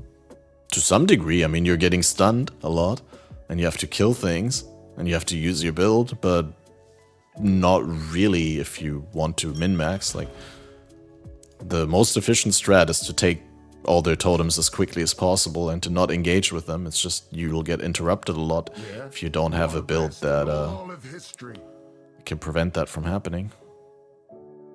Oh, I forgot to put the Dreamcatcher on an ally even. I wanted to put that on the Warcaller. But yeah, I have to go, guys.